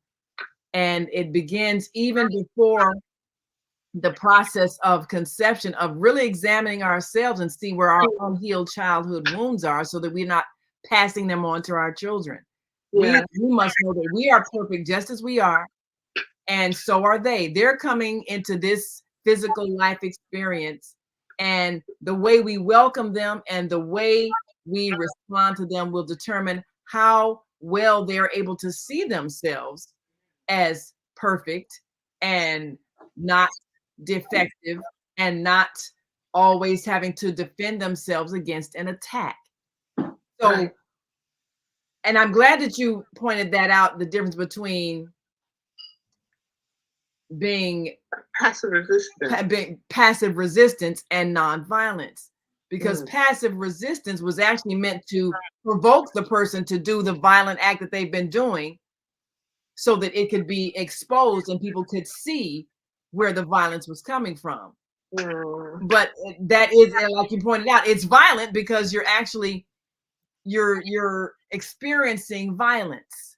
Yes. And what we're doing with Parenting with Peace is removing all violence, all violent responses verbally and physically, and replacing it with an understanding that we are here to guide our children through this earth experience by teaching them empathy so that they choose to do acts of kindness and service and help to others because they understand the principle of oneness. We're all part of one life system, and what you do to another, you're doing to yourself.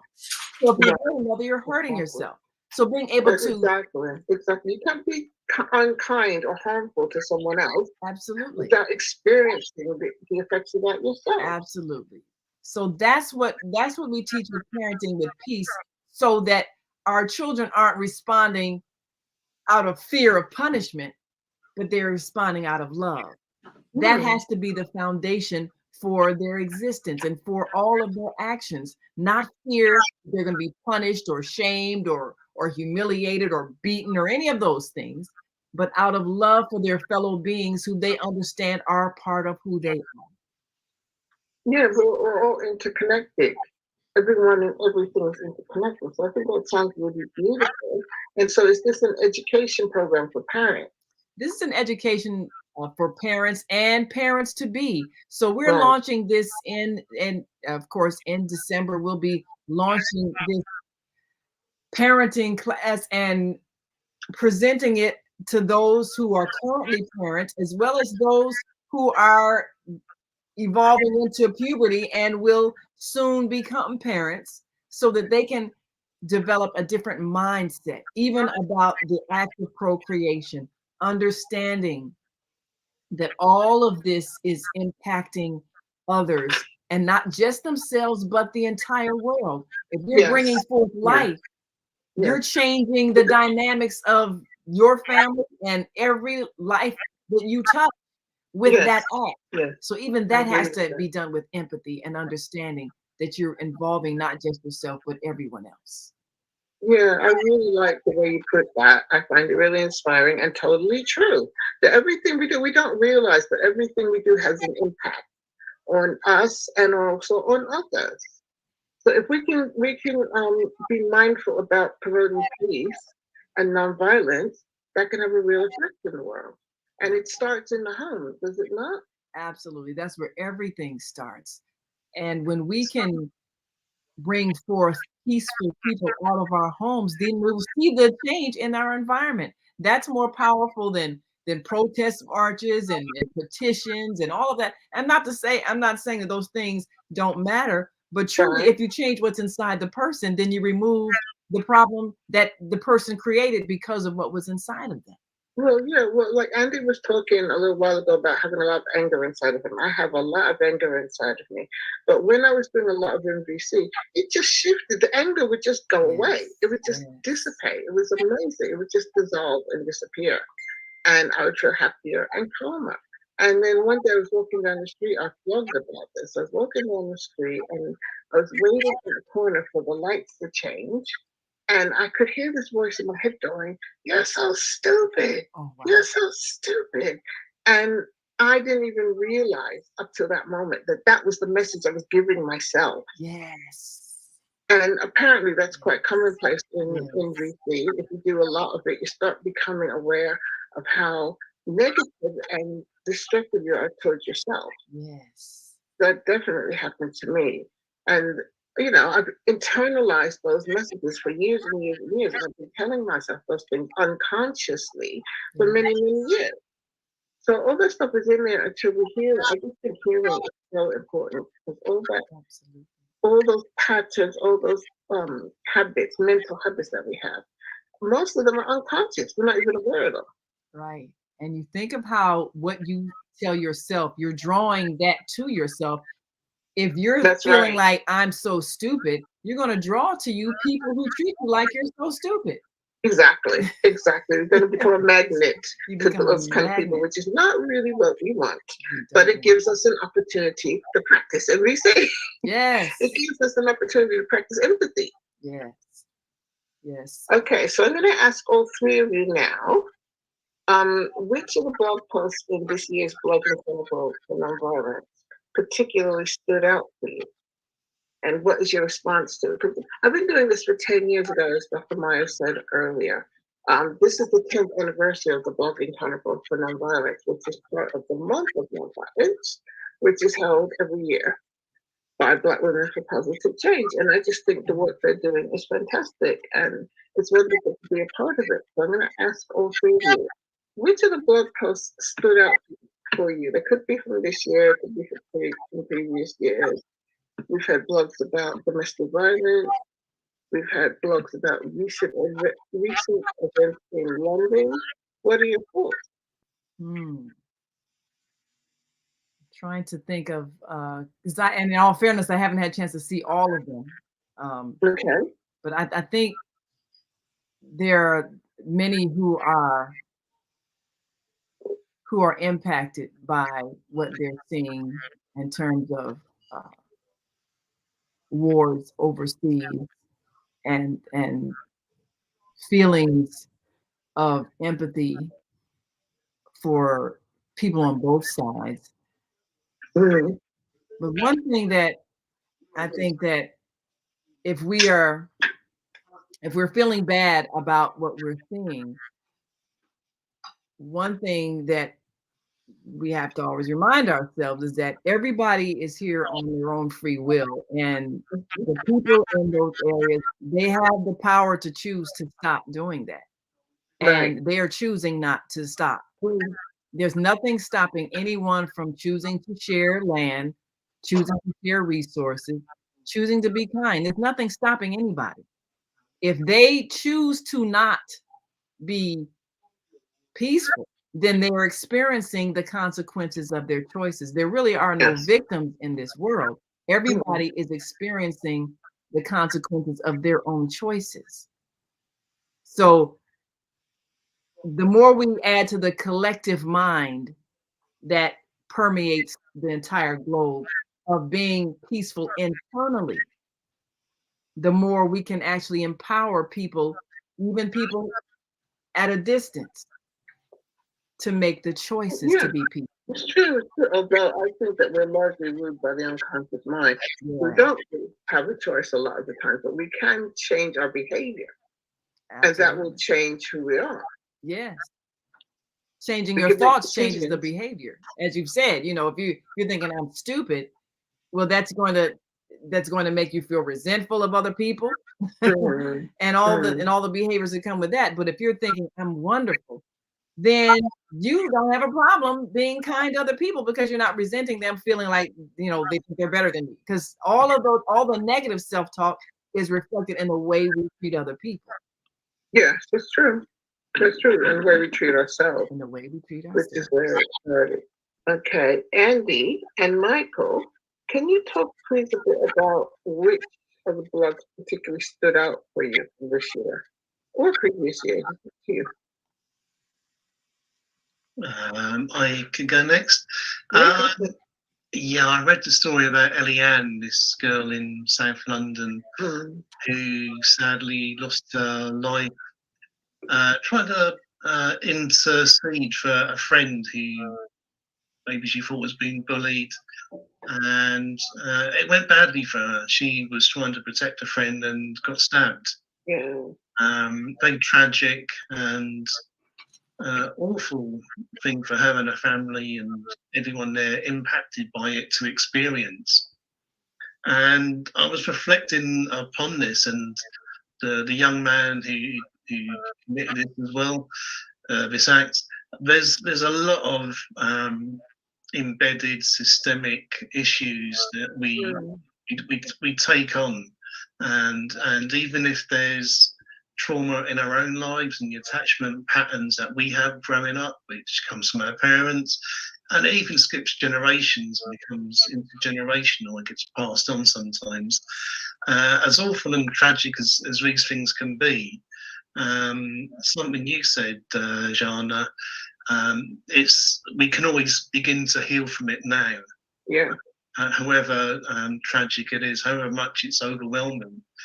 And I like the framework of NVC to begin to do this work through in self-compassion. And if it isn't acknowledged, it can express itself very much in an agitated and violent way. Yes. You really brought that to life for me. Yeah, we're talking about, I did 2 blogs about Ariane, who's a 15-year-old girl who was stabbed to death on a bus on the way to school by a 17-year-old boy. Yeah. And one of the things that I said about this is something went wrong in this child's life. How could you get on the bus and stab someone to death on the way to school? What was going through his mind when he was doing that? And something was missed there. And, you know, these things are very, very serious. You know, going back to parenting with peace. Something was missed there by his parents or his carers or somebody. For him to feel at the age of 17 that he could get on a bus and kill somebody, you know, what on earth was going on there? What on earth was going on there? Something was definitely missed. What was happening in his life? What was happening in his home life? Exactly. A lot of times we don't see what's happening on the inside of a person because maybe the physical house they're living in is nice, you know, well manicured lawn and all of that, but you don't know the emotional damage they might be going through inside that home by parents who get up and go to work every day, look normal and everything else. But the way we talk to our children is killing them. And the expressions of violence that they put out to the world is a reflection of what we put inside of them. And we have to take responsibility for this because what we're putting in them is what's inside of us. The self-hate, the self-condemnation, And it gets expressed to the children internalize it, and then they express it to the world. That's where this violence comes from. Yeah, I completely agree with what you're saying. And particularly for people of African heritage, I know people experience trauma in every community, everywhere, all over the world. There's a particular type of trauma which we, as people of African heritage, experience. And I know you've written about African American psychic trauma. I meant to mention that before. But yeah, you're also going to have a chapter in my new edition of Success Strategies for Black People, coming up probably early next year. So can you say a little bit about African American psychic trauma, please? Well, one of the things my husband, who's co-author, and I had talked about was that there is lingering emotional trauma that we keep experiencing each generation because the parents who raised us have not healed from their trauma. And even though the slave experience was several decades ago, more than a century ago, we're still passing down feelings of self-contempt that get reinforced by the society we're in. And the way to stop the cycle is to heal ourselves in this generation of the trauma. We have to take responsibility for removing these things that have been ingrained. And that doesn't mean blaming other people or having other people be responsible for changing something in them.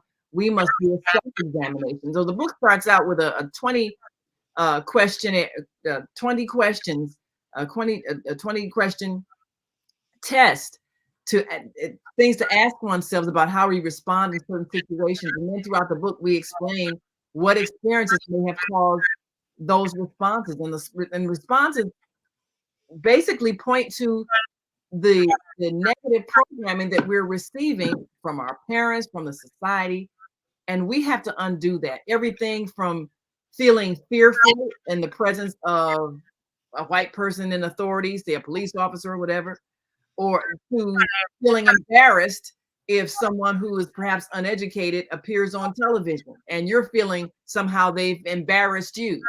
You know, even that, little things like that we think are normal responses that are not. They're an indication that we've ingested the idea that there's something defective about us. And we've been told that for so many generations. We've been told that. So we have to stop telling ourselves that. Yes. And this doesn't, we say in the book, it doesn't require someone else to change. We have to change. It doesn't require, writing to the government, writing anybody or petitioning anybody. Nobody needs to give you permission. You have to examine yourself and stop telling yourself these things that are untrue about yourself, so that you stop projecting that self-contempt at other people. Yeah, you're speaking a lot of sense, Naima. You're speaking a lot of sense, and I'm really looking forward to having a chapter in my book when the book comes out. Absolutely. Okay, here we got left Michael. Now, Naima and Michael, you really need to connect because Michael's based in South Korea. Oh, fantastic. And Naima, I know you've had some very strong experiences at HWPL in South Korea, but I'd like to hear a bit from Michael, please, about which of the blog posts particularly stood out for you. Yes, the one where Andy was talking about, it stood out to me too. But the other one was about domestic violence, about the young lady, name was Arlene. She was talking about how she would never going to be loved again. That kind of, stuck with me because growing up, the neighborhood I was in, the men would, have their drink on the weekend and everything would just go haywire, crazy, off the chain, stuff happening all over the place, and wives, being beaten. And my mom said, "You don't want to be like that when you grow up. Please promise me that you won't be like them." So, and I held my promise to my mom all the way up. Never hitting a woman or wanted to hit a woman or my sisters, my aunts. I have mass respect for women. And, you know, I love them, each woman, just like they were my own sisters. And that wasn't occurring, you know, at that time. I really related to what she was feeling because, you know, back in the day, being separated and divorced, that wasn't really accepted at that time. And domestic violence, you know, wasn't really punishable like it is now. Yeah. But today, even this month, we're celebrating Domestic Violence Month. Well, observing Domestic Violence Month, rather. And just think about all of the money our nation is spending on domestic violence. It's in the billions. I think it's like $12 billion. I was reading an article. That is a lot of money for a misunderstanding. And like you said, you know, going back to the home structure, if everyone was on the same page, if everyone was loved and cared for and nourishing, and, you know, just the golden rule was in place, doing unto others as you would have them to do unto you. Just the little simple things that we've gotten away from. That's what really, you know, touched me, you know, thinking about, you know, that point. Yeah, okay, thank you for that. Yeah, we also have a blog from Mercy. I'll drop you the link, Michael. Mercy was a young woman who was married in Nigeria to a man who was the same age as her father. And he was beating her. And she managed to escape from that situation. And now she helps other women escape from domestic violence. And, you know, set up new lives for themselves. Because it can't be easy, especially since there's a lot of societal pressure. So it technically is illegal. But domestic violence is illegal, but it's still happening. And it's not always prosecuted. You know, it's not always handled as a crime, which is what it is. So yeah, you raised important issues. You got a hand raised. Donna? Hi. Yes, can I make a remark? Please, yes. Okay. This is Dr. Stephanie Meyer. Yes, one of the themes that we have is to change the culture of violence. And it's not just people of color who have to change. We have to change the whole world. Now, Andy, did I hear you say you thought that anger gave people a lot of energy? Correct. It's very sustaining, but it comes at a cost. Yeah. Okay, but you made some reference to energy creating excitement or anger did create a lot of. Well, that's very interesting. I hadn't heard that comment before. That's very interesting, and people might enjoy being angry if it does give them that sort of feeling. So that's something we need to deal with. Yeah. One of the other issues is the people who came to America in particular witnessed the genocide of the Native Americans, participated in it, witnessed the enslavement of the Africans, participated in it. And then we had hundreds of thousands of people from Europe who came in as indentures. And the indentured servants aren't talked about very much, but a lot of the indentures were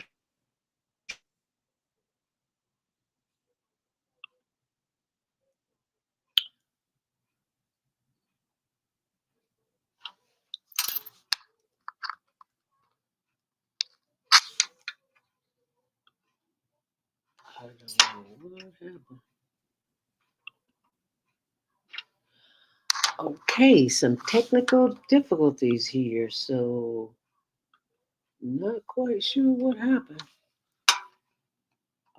It's just 1:56, so why it would cut off? Thank you for your patience, because I don't have a clue as to what's going on. But I'm going to figure it out, and in the meantime, in between time, are they coming back? I think they're coming back. We'll know in just a moment. Well, I'll play a quick commercial break. And we'll be right back.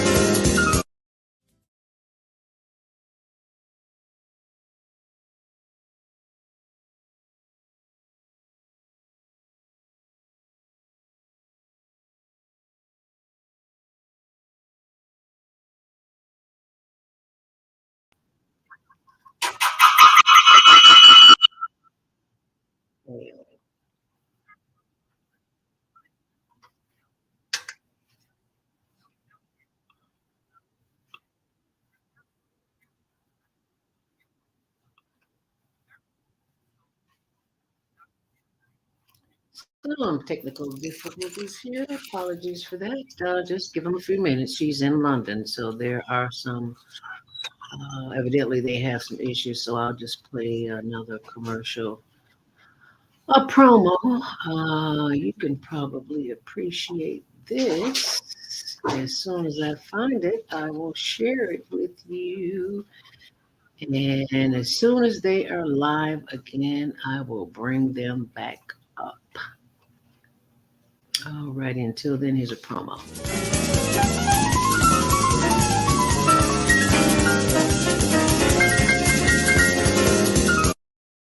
We love you on Windy City Live. Yes, we do. Tell us, how did all this happen? How did this come about? Well, I play me. I play Val Warner in Chirac, which is really cool. So when people see this movie, they are literally seeing Val, and I am a reporter in the movie.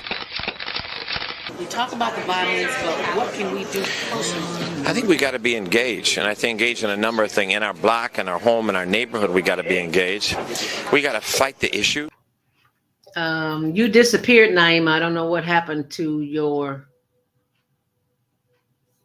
but I'm here. All right, let's see if we can bring in our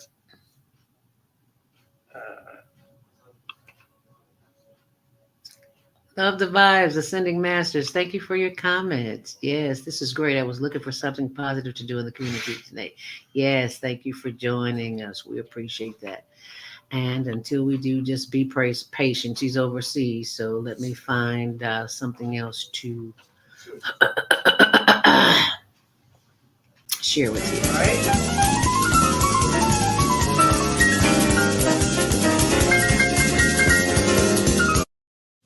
We love you on Windy City Live.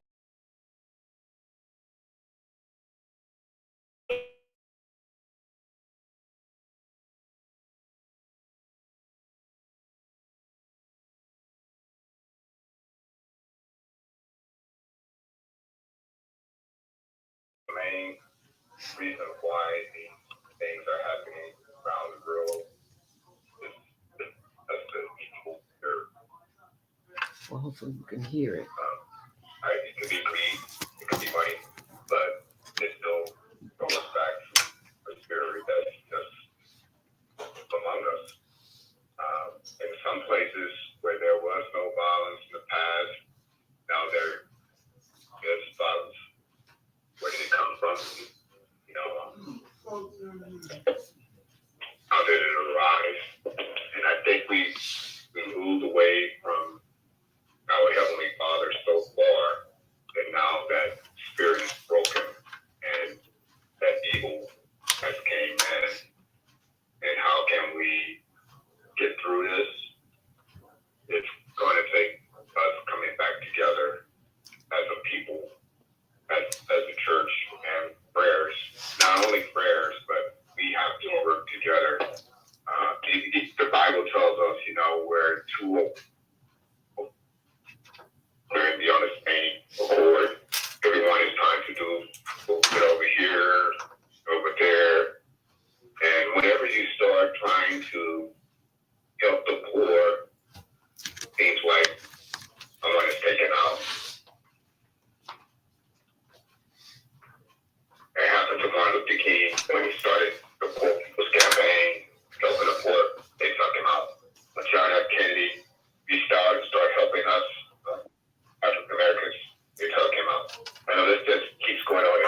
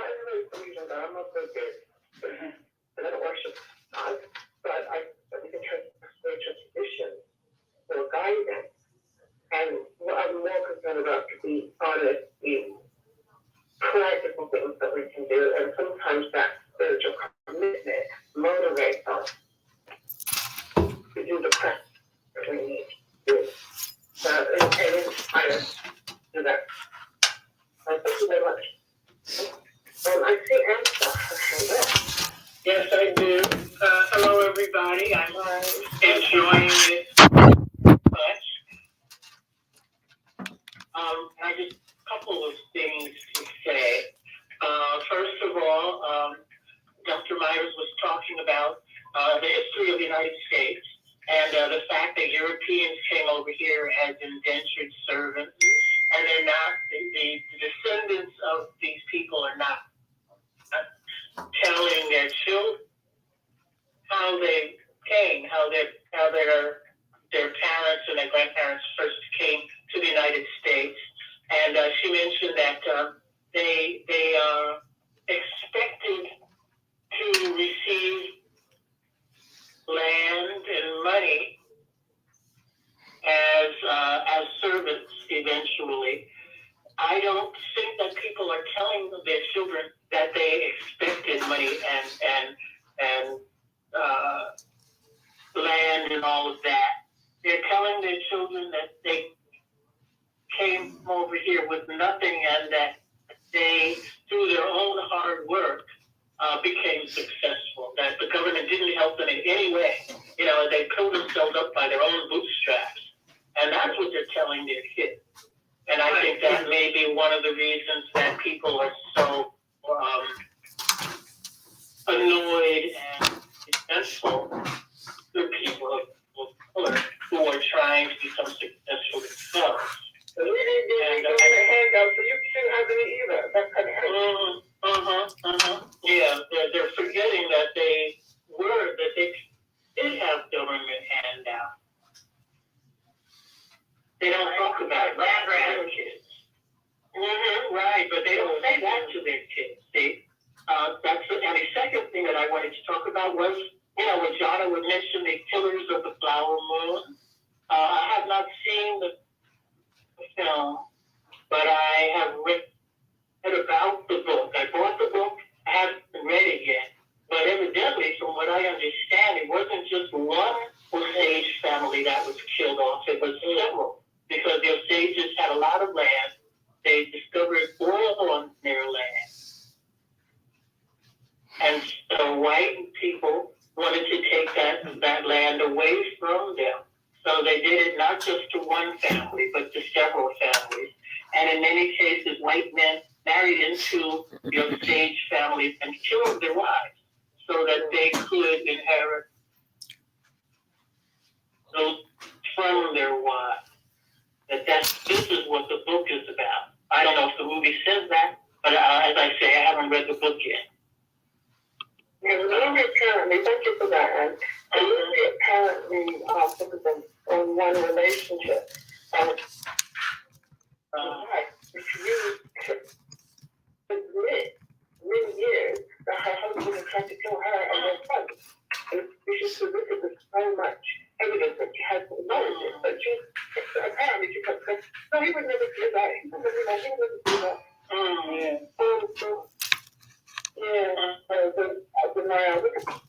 I guess it's understandable.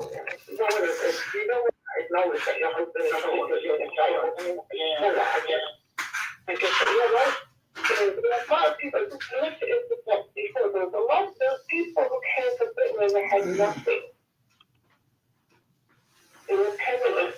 And then this Caribbean or the church in the United States, the workers overseas. The overseas, I'm sure you know, were the ones who did the brutality. You know, they were the worst people on the planet. They were the ones who did the brutality. And they came back to Britain a few years later with their pockets bursting from all the gold that they had. They had made fortunes. And it was like, you know, we're talking about sort of mid-18th century. There's families that have been extremely wealthy in this day. So they inherited wealth from working on the plantation. Right. There's a lot. There's a lot of that. And that's like, you know, there's many different people and communities all over the world who have suffered and are suffering now. And, you know, I very true. With African heritage, we have a particular form of suffering. In a particular experience. But, you know, people all over the world are suffering in different ways. Jana? No, go for it. Jana, one of the things that think would be helpful, even though I don't know how long it would take to formulate this, but I know in South Africa they had a Truth and Reconciliation Council, that kind of helped to address the wrong so that they could, both sides could heal. And it's difficult for us in nations where it hasn't been acknowledged, because particularly here in America, there's a lot of resistance to even talking about it in school, because they feel like that white children are going to be made to feel guilty or shamed. But that's not the issue. The issue is I think if we formulate it right, we can use it as a teaching tool, much as we use anything else to teach tool, whether it's of the biblical scriptures or the scriptures of the Holy Quran or whatever the case is. This is what we did to each other. These things were good, we should continue. These things were not good, we should discontinue them and never do them again.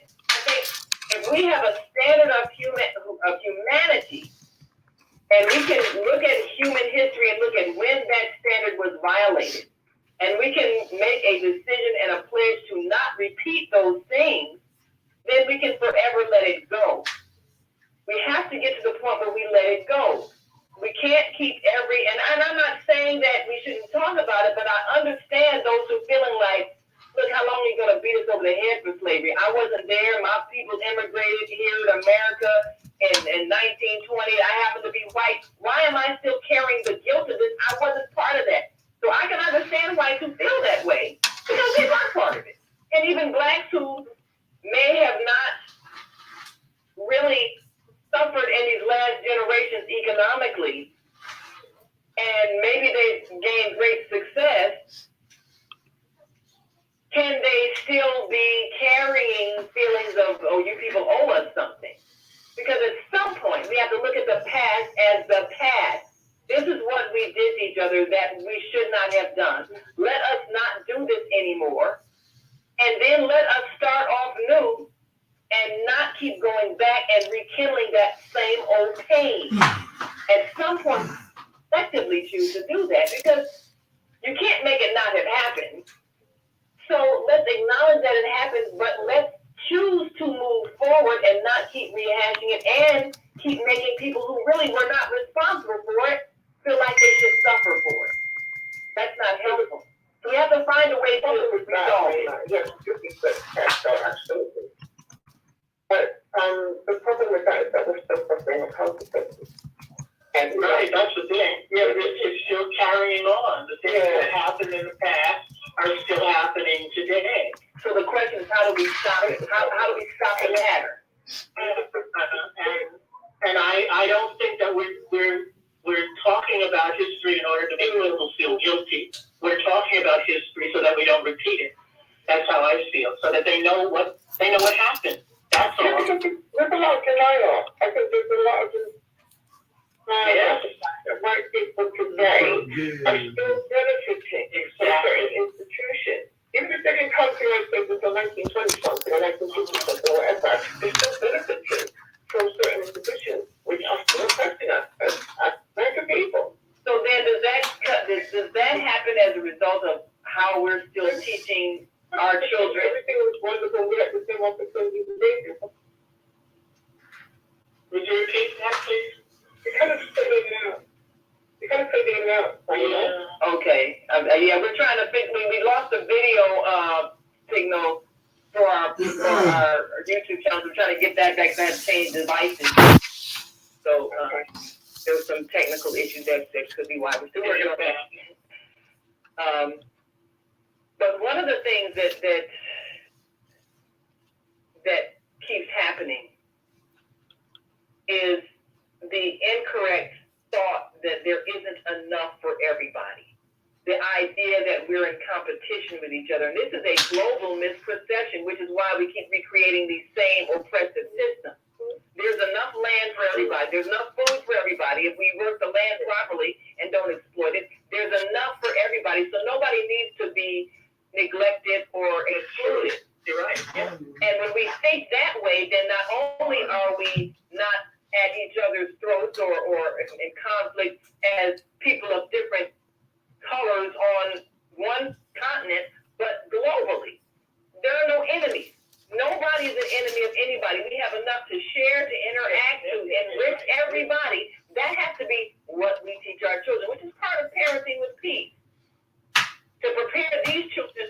create that kind of world because we're no longer teaching them that they're here to compete with natural enemies. There are no enemies. This earth is made plentiful for everybody, and everybody contributes their share to the abundance of everyone else. It's a different mindset in terms of what are our goals. Someone has a hand up. Where? Okay, thank you, Andy.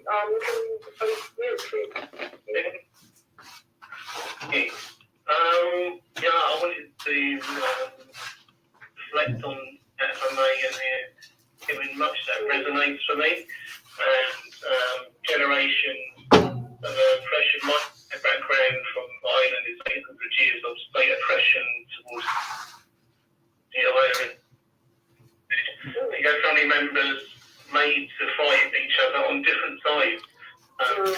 Systemic issues because of the nature of extractive systems that perpetuate support and people of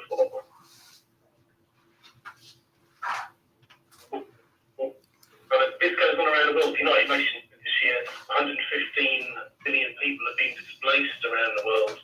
So we are perpetuating these stories on the land level, global. So I'm aware through the neuroscience of this, through the work of people like Sarah Payton, an MVC trainer, that the nature of trauma is stored in our brain in the amygdala. So it isn't happening in the past. Okay. It is always happening now. To gain from. So we need to address that as well. So if it's people I feel are into it, and we can work at that for ourselves, we can work for our family, for our neighbours, our communities, and build upon things from there. And yes, there is enough for everyone. There is enough to be in a state of abundance. We carry the trauma in our bodies. Well, we carry it in our bodies and we pass it on from one generation to the next. And my question is, what right now for you? When I look at what is going on in the world, it looks to me like human race is about to end. So, is that your hand up? Yes, one of the things that we found interesting in our research are the use of peace circles that are going on through the Restorative Justice Project. And this is something that we are trying to encourage schools that the indigenous culture of the Native Americans, of the Asians, of the Africans. And it's a way for people to be able to communicate without fighting and finding out ways to disagree peacefully. So I think we have to find the cultural norm and highlight them and promote them. If it's a peace circle or some way that people can sit down, if it's at a bar or a church or wherever it is, a bowling alley, and try to resolve their differences. We need to start using these techniques because what we're using is not working.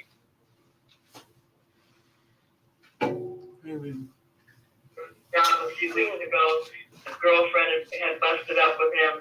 He was having delusions, mentally ill, and they let him out of the facility, and my goodness.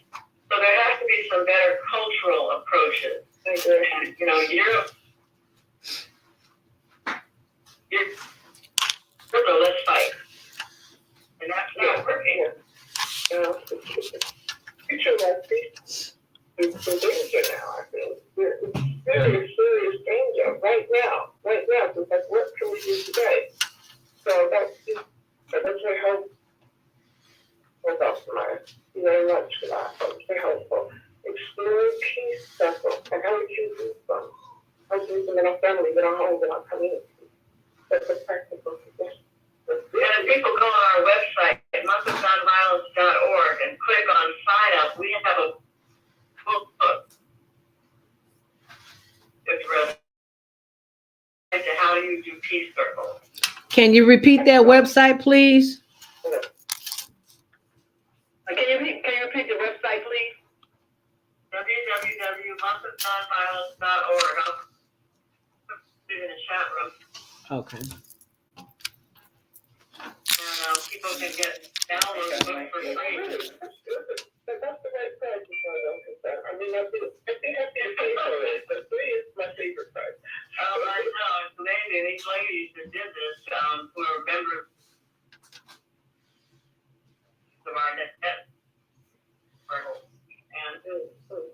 That's one of the things that I'm really, really passionate about every day. Because I've seen the difference in him, like, I've seen the difference in, like, the lifestyle self-esteem, shocked up with the results of that, because of that. The way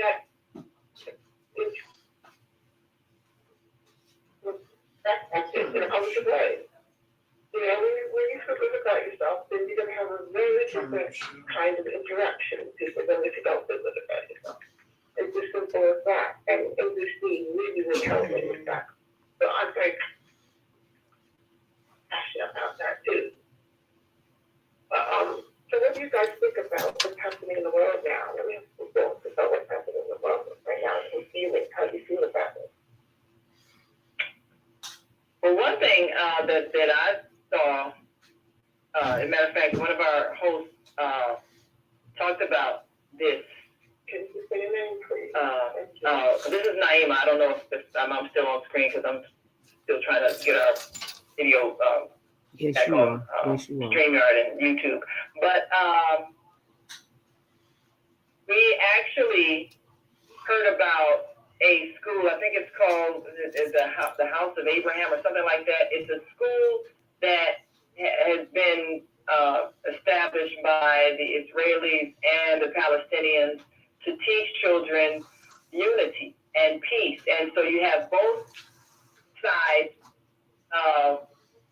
and the school named after a common ancestor of both religions.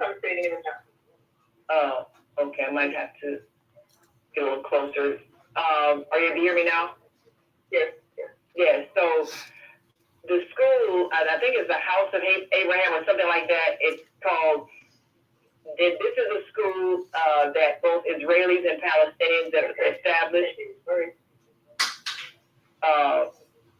Have established to teach the children how to live together peacefully. And so it's putting something else into the future by teaching their children that they are family to each other. They are one with each other. They are not enemies to each other. So they will grow up with a different mindset. And that's where the change begins. Now, of course, people who want war are not supportive of the school, but the people who really want peace are supportive of the school because they see that's where the change comes. How you teach your children.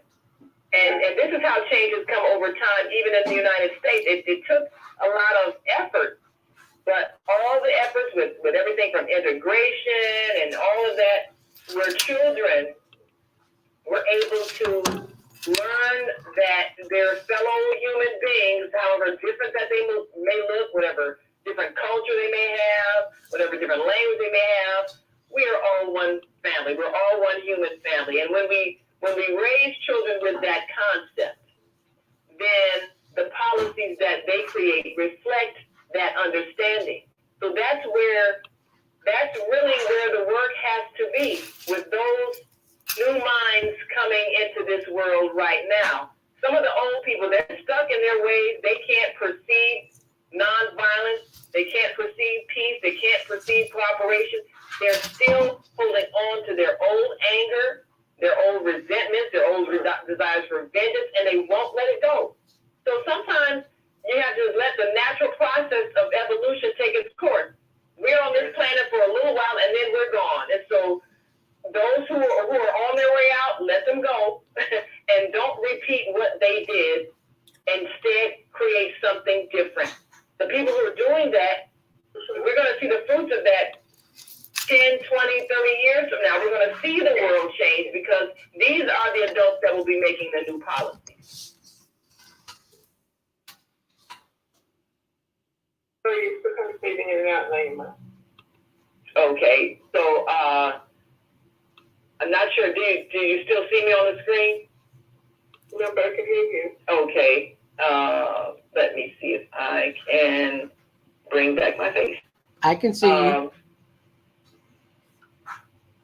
Now I can't see you. Okay, because I think what it is, I'm on one device, but I'm on two different platforms. So my device can only give the camera to one of them. But people might get a little bit confused. Yeah, two places at once. But I think that there's a tremendous amount of hope, even with the war that's going on, because what our children are learning is that they don't want to be at war.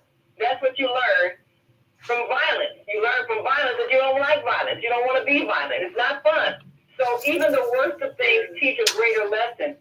And if we're going to go back to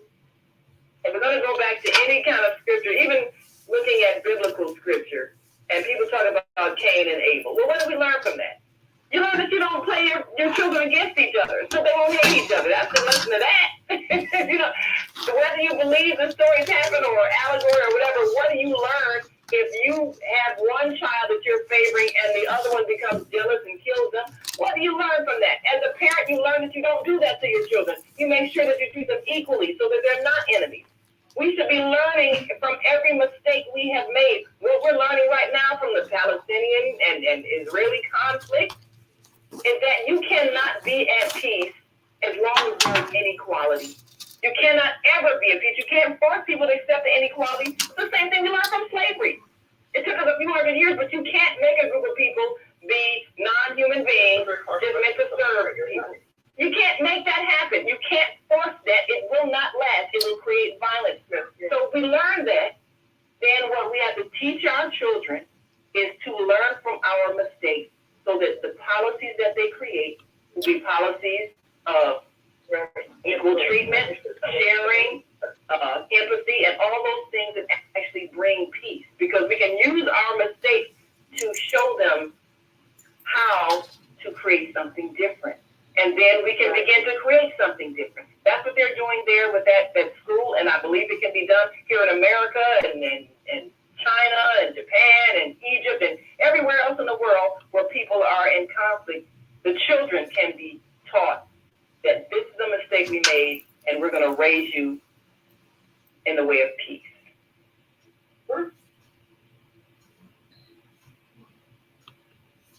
The Palestinian, the group of Israelis, and wasn't getting anywhere. Marshall Rosenberg was the founder of nonviolent communication. So we were getting anywhere working with Israelis and Palestinians, but he started to work with the children. And that's what he did. And that's where change is going to come. It's from the children who are learning NBC at a very, very young age. He's 2-year-old experience. And I find that so inspiring. The problem I'm having with what has been encouraged is that I don't think we've got 20 or 30 years. I think we've got maybe 20 or 30 months. You know, the whole world basically, if the human race doesn't get its act together, then my fear is that, you know, we're not going to have any more time. But basically, I'm telling you now. I don't know if there's anyone else to say about that.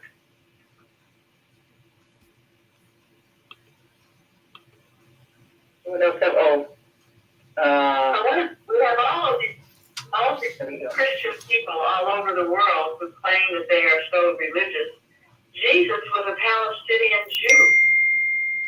We're talking about his homeland, West Bank. Yeah. And where he lived. So how can we be talking about sacred space around in different places and at the same time be sending bombs on 1 million children who are basically independent? Yes. It's about greed. And it's always about greed. And, you know, it's benefiting the weapons manufacturers. That's just getting wealthy. Yeah. So we have to be wise enough to know that we're being played. We're being manipulated to hate each other so that other people can make money off of our hatred. And when we realize this, we will choose to stop participating in any war efforts.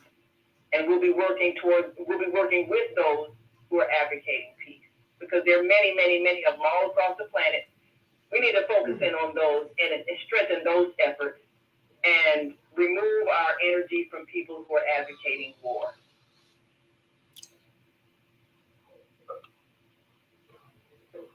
In our own communication, we say that everything we do in order to meet a need. And everything other people do, they're doing in order to meet. Yes. regarding innocence. They're not just trying to get their needs met, but the way that people are trying to get their needs met, that's the problem. That's what we call strategy. This is about people harming each other and terrible atrocities. I don't know if these stories are even true. They hear about atrocities. Every night on the news, and they're saying 40% of the people that have been wounded are children. And these children, they didn't ask to find themselves in a war situation, but that's where they are. I have to do the Zoom link. I don't know if that's... I got it. I'm trying to get in. So this is and thoughts about how we can turn this around. So I think personally, I think we're out of time, basically. But any thoughts about that? Or how we can... Could someone read out the chat, please? What's in the chat? Because I can't ask. Oh, there's lots of stuff here. Okay, in the comments or the chat? The comments. The comments from Kwame Sunhorse: Blueprint for Black Power. Amos Wilson gave this. Are we any better? Okay, another one from Ascending Masters. This is a beautiful and progressive. Wow, looks like we are struggling to create one now or recreate a lost one. I just find the news, what's happening. Yeah. See if I can pull up the really harrowing. I'm trying. It's hard to comprehend that this is going on. And also there's a narrative that's being projected, particularly in the media, of division or othering, having versions. And something I found with NBC that's very helpful for being able to appreciate what might be going on both sides. It's the idea of multi-partiality, and it's the idea that I will speak my truth to you, and I'll be willing to hear what's true for you. They don't have to be the same, but they're true for each of us. So it's just about listening to each other, being willing to listen to each other. Being able to listen without necessarily agreeing with what to stay in that discomfort zone, and hearing what's the light and truth of someone else. It doesn't have to be the same. And then dialogue can begin. It's actually happening. It's actually doing that in that situation. I'm not going to see trains that are over there. I've got an Israeli friend who's worked on both sides. It's tremendously difficult at the moment for that to continue, but they're doing the work on a small scale, and we're doing a systemic issue. But all we can do is work with the people we know, and maybe that's enough as individuals. We need to be more systemic, let's say. Yeah, well, thank you for that. I think personally we have to start on a small scale, but it doesn't have to end there. We have to start with our own family and our own community, and with ourselves as individuals. This is where it starts. But personally, I don't believe it has to end there. Yeah. Any thoughts about this? Let's see. Unmute. In fact, what was saying a little while ago about greed is that the fact that we learn to share. Share is Nikki Castan. He's a certified NBC trainer, very, very well known. A certified trainer in NBC. She did a series of blog posts that posted a couple of years ago about the use of resources. And I've actually seen her do this in a situation where she was holding a workshop and working out how much people were happy to pay or not pay, and just negotiating and trying to work out a system that works for everybody, not just about an agreement that would work for everybody. And that's great. Some people say no, some people pay what they're happy to pay, and it's much less efficient to say, right, this is what I'm charging, right? That would be really quick. I would have really just don't go to the event. But, you know, what she was doing was about coming from the heart. So it takes longer. It takes longer, and it's not as efficient, and it's not addressing everybody's needs in this situation. And, you know, this is another practical thing we can do, as Naima says, we need to share. Right. That's what's going to change things. We need to learn to share. And help them to make decisions from the heart. And that means the intention for every act is for the service of all. It's a collective consciousness. It's an understanding that what we're doing is enhancing all life. So once you think different, and recording in progress. Different. That even means our monetary system will be different because we will do things. That needs without the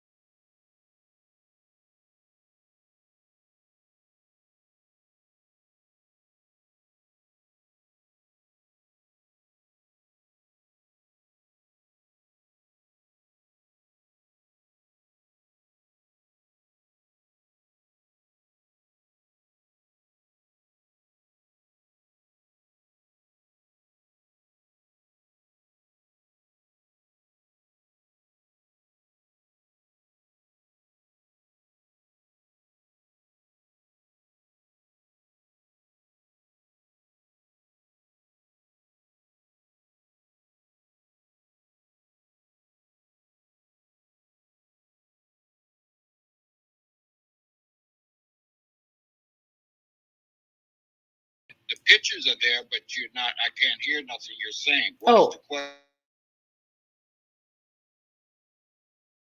Difficulties with. Yeah, he was getting feedback. Yeah, we were. You can't hear me on YouTube, so I am not the tech savvy person. But I can fumble my way and find things.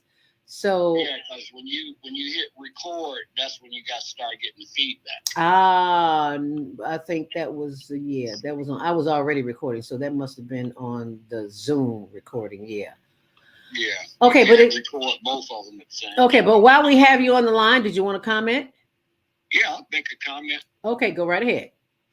Well, this is a very perfect topic for this Hunter full moon eclipse that just happened around 2:10 Eastern time. Mm-hmm. And what we're discussing, and what each person there in the UK, there on the planet, are we looking at how do we change what we see as war?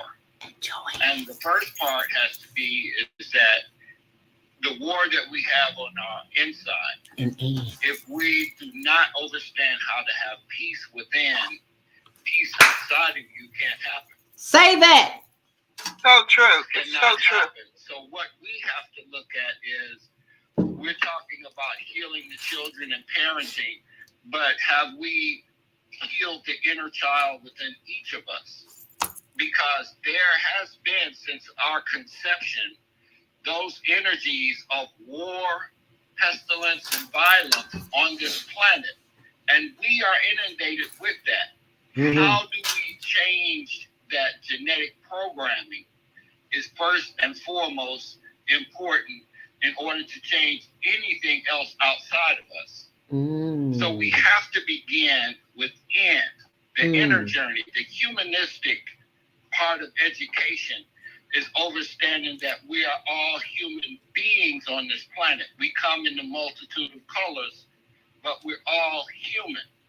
And the sun, which rises on every part of this planet, shines light because there's love and life from the sun. And how can we as humans, the last thing created by the Creator, be so deaf on each other?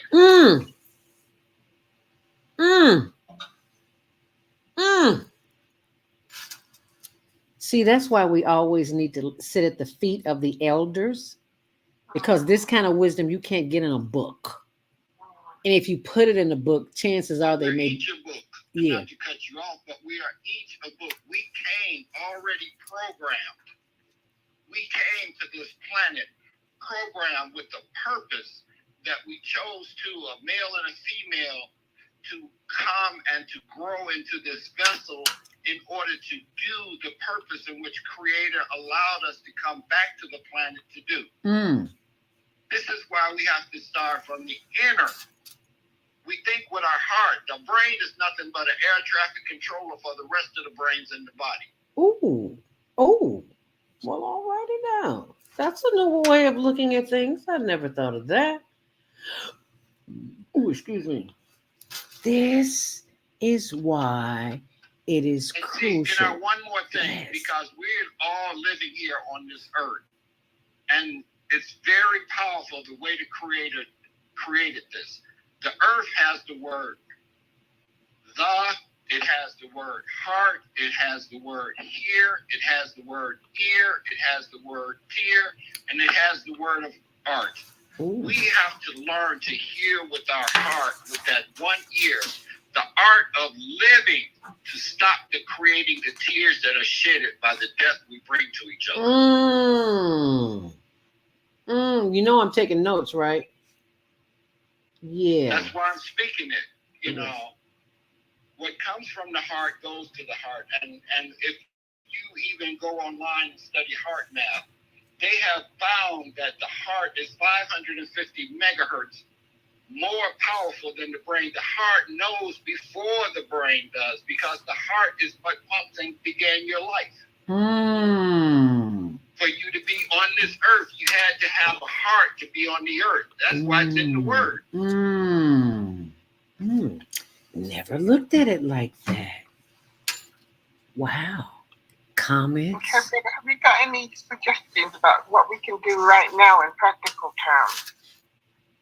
What can we do right now in practical terms, Baba Kwame? Did you hear? Okay, and the word "and now" is a very good part, because in the word "now" is the word "own," "now," and "win" or "won." How are we going to be the winners? How have we won this new life, this new day? And how do we own who we are, the source of creator? Because we stay in now. Past, present, and future is right now.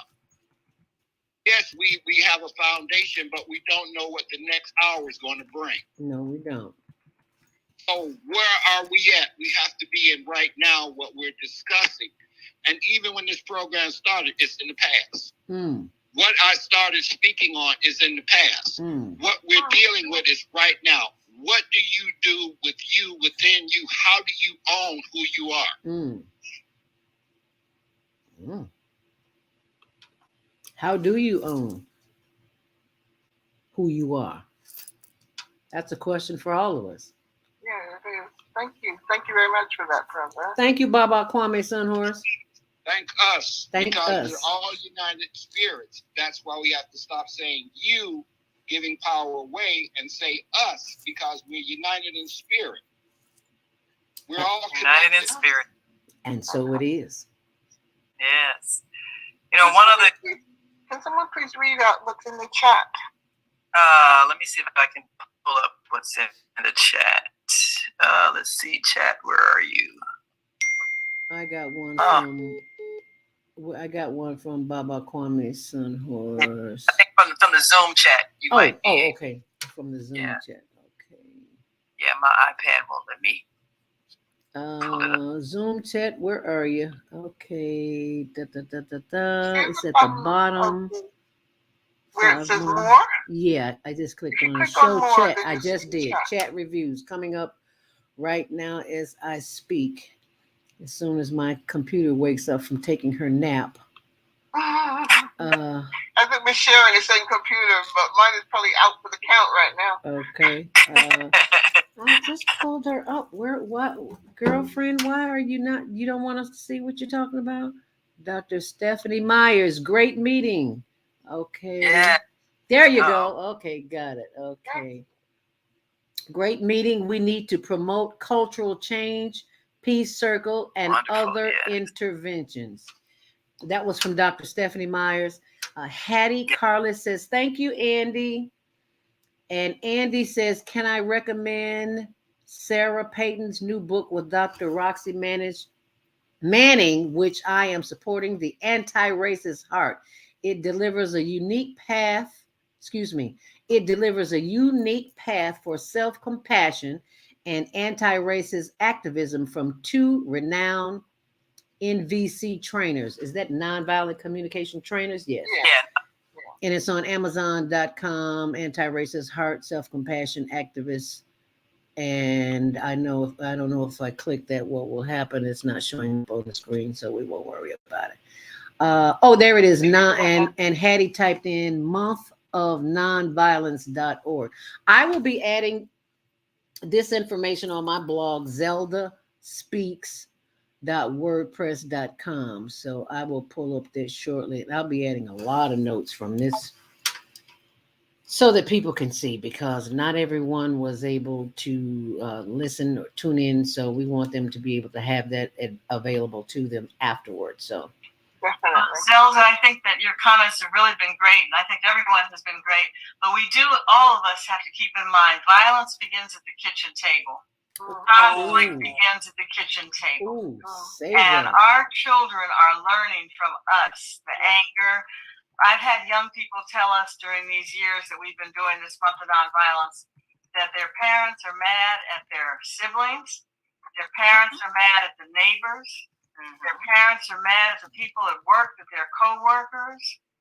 They're mad. And they're also upset with them and their brothers and sisters. And in the morning when they get up, Mama's a single mom, which 70% of all of our kids now are born to single moms. If mom's a single mom, she's trying to get out of the house to work. She's stressed out. and that they talk about how moms really are just trying to get out of there and get them dressed and out the door. Stress, stress, stress. And stress leads to anger. And like Andy said, sometimes anger gives you energy. And here in DC, we're having a violence epidemic. And these young people are fighting. And they're enjoying it. Oh, wow. You know, they're feeling like it's giving them their masculinity or their womanhood or whatever. I mean, I don't know.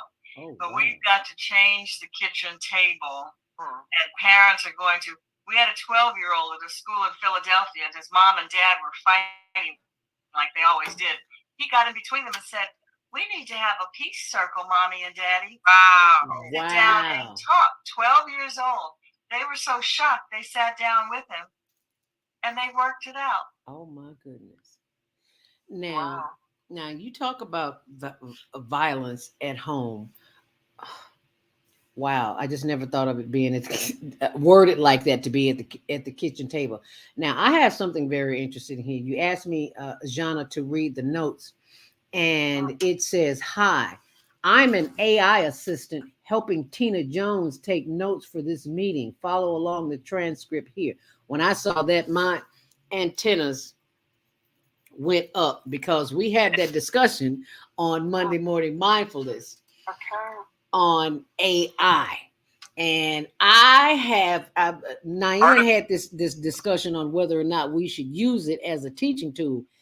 But then we had Baba Kwame Sunhorse come on and talk about AI. And I'm like, I just don't know if that's something that I want to investigate right now. I'm still in between yes and no. So Baba, are you still Baba Kwame? Yes, and I thank her for Kitchen Table University, because the thing that we have to use in looking at it is that table was a very important part all the way back into the time of the Egyptians. Mm-hmm. The symbol for Hotep or for peace was a table with a loaf of bread on it. We have to feed the spirit, the mind, and the body. Mm. And that's where we did our most learning in the kitchen, at the kitchen table. Yep. You did your homework. You sat there with other women or men, played cards at the kitchen table was a place in which you were nourished. Yeah. You were fed mind, body, and spirit. Mm-hmm. And so what we're having to do is that we have to go back and look at our ancestral ways in which worked and bring them forward as tools to continue to build the future that our ancestors did not know, but wished and prayed for us to be able to fulfill our mission. Absolutely. But brother, what I've been hearing from the young people is they don't have a kitchen table anymore. Oh. One of the members of our organization works with kids who are in probation and juvenile delinquency, and the kids have not had a dinner with a relative for months. Wow. Right. Not a dinner, not a lunch, not a breakfast with a relative for months. Right. It's the parent, because the parent has stopped the tradition. That was a tradition that you sat down on a Sunday meal with the gospel bird, and you sat there and you fed the mind, body, and spirit. And we are the ones who allowed our children to have apartments in our homes, to be able to go to the microwave, put their meal in there, go upstairs to their room and turn on their computer. Those are our children. We are parents. How do we parent is really looking at how do we do our job as adults. Okay. Thank you for that. Okay, I'm gonna is there anything else in the chat, because we've got 9 minutes left and I've got one topic I'd still like to raise. Well, we only have one, and it's from Dr. Stephanie Myers. Thank you, Dr. Stephanie Myers.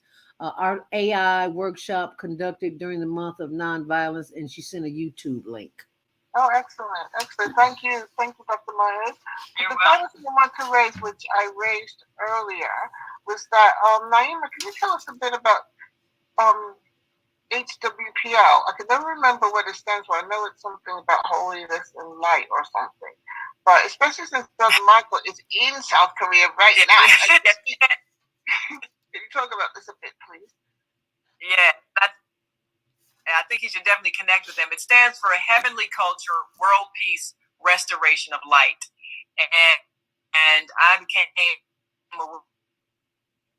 this organization, I think back in 2015, I think. And I was amazed at this major global peace movement happening all over the world that everybody else is participating in, except the United States. We had, and I've been to South Korea, I think 3 or 4 times, and participating in this organization.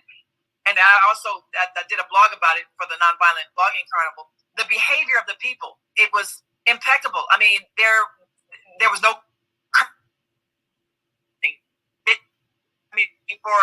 For the 5 days I was there among this organization during this Global Peace Summit, the behavior was just amazing. Nobody angry, nobody cursing, nobody insulting anybody. Everyone was treating each other with such love, such service, happy to serve each person who went. They went and had their own personal assistant that made sure that their stay was comfortable, made sure their room accommodations were comfortable, made sure they got to their meals and to the meetings. And it was just amazing, the level of cooperation. And this is a heavenly culture when there's only love, no condemnation, no judgment, no meanness. You can relax because nobody's going to say anything to hurt your feelings. I mean, it was just an atmosphere that people chose to create by the way they behave. And experiencing that gave me such tremendous hope, and knowing that this is possible to live every day on the planet. It's possible. So what's the difference between these people and everybody else? A basic decision. I'm choosing to add peace. I'm choosing to be peace. And when each of us chooses that, we add to the collective. So the answer isn't trying to change somebody else or condemn somebody else or punish somebody else. The answer is to be the change you want to see. We've heard that saying. That's what it means. So being in an atmosphere where you have a collective consciousness of service, of respect, of kindness, of empathy, then what manifests is an environment where there is not only peace, but there is joy. To meet people and to become instant friends, because all of you know that you all agree that this is the agenda that you're working with, then no one has suspicion or anger. It's just a different way of thinking. You're not worried about somebody's going to steal your things because that just was not the consciousness there. You know, and just to live in that environment for 5 days was life-changing. So if Michael wants to get in touch with them, how can he get in touch with them? I believe the website is hwpl.kr. I think that is the website. I'm going to check. But that would have all of the contact information. And have chapters all over the world. So, of course, the headquarters is there in South Korea, where Chairman Man-hee Lee, he's a Korean War veteran who was inspired to create this organization based on the devastation of war that he experienced. And he wants to create a world where that doesn't exist anymore. But there are many organizations around the world where people have been inspired to. But we just have to find each other and strengthen each other. That's all. Yes. There are more people who want peace than who want war. So we are the majority, and we have to know that we're the majority. So when we see the global majority that we are, people who are choosing to live in peace,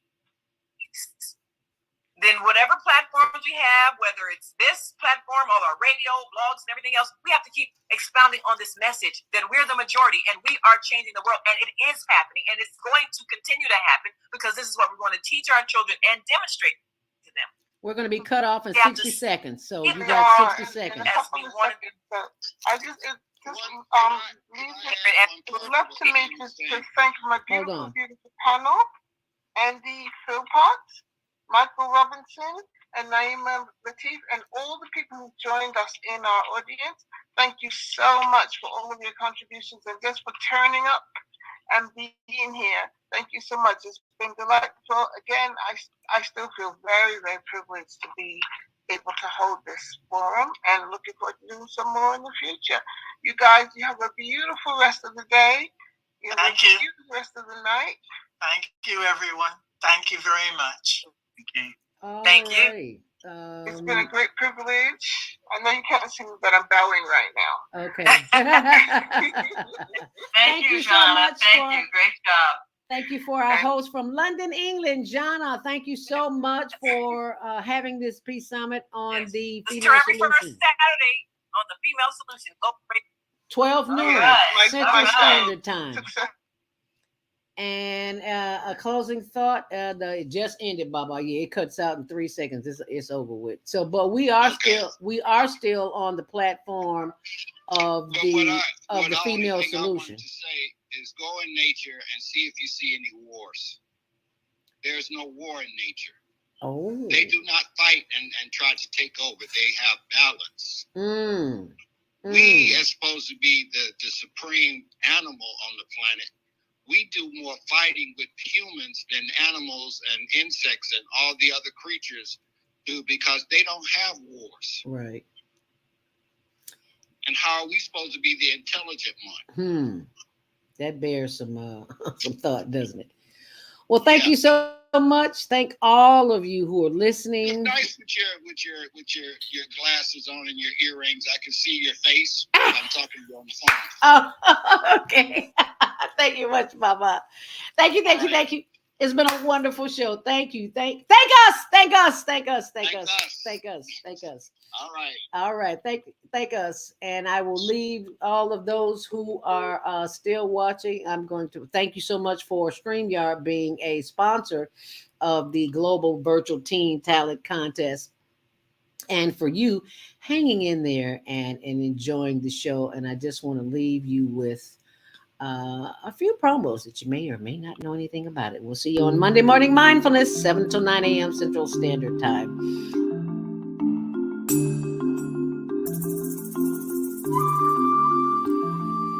Now my mic is unmuted, so be sure to check it out.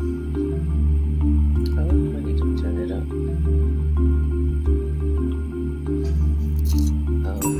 Okay, why are you not moving?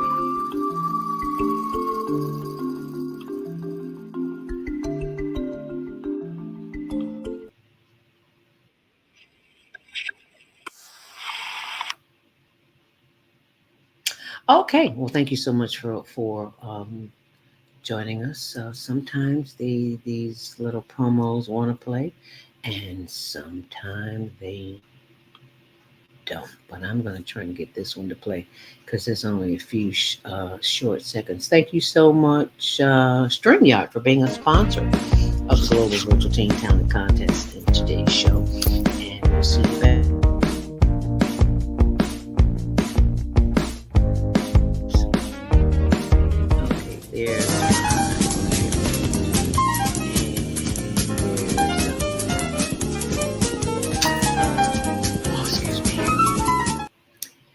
Grandma used to say, boy, if it ain't one thing, it's another. It doesn't want to play. Maybe that's the one I'm not supposed to play. How about that?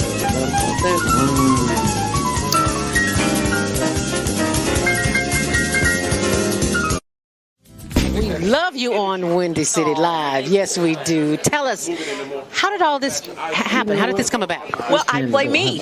I play Val Warner in Chirac.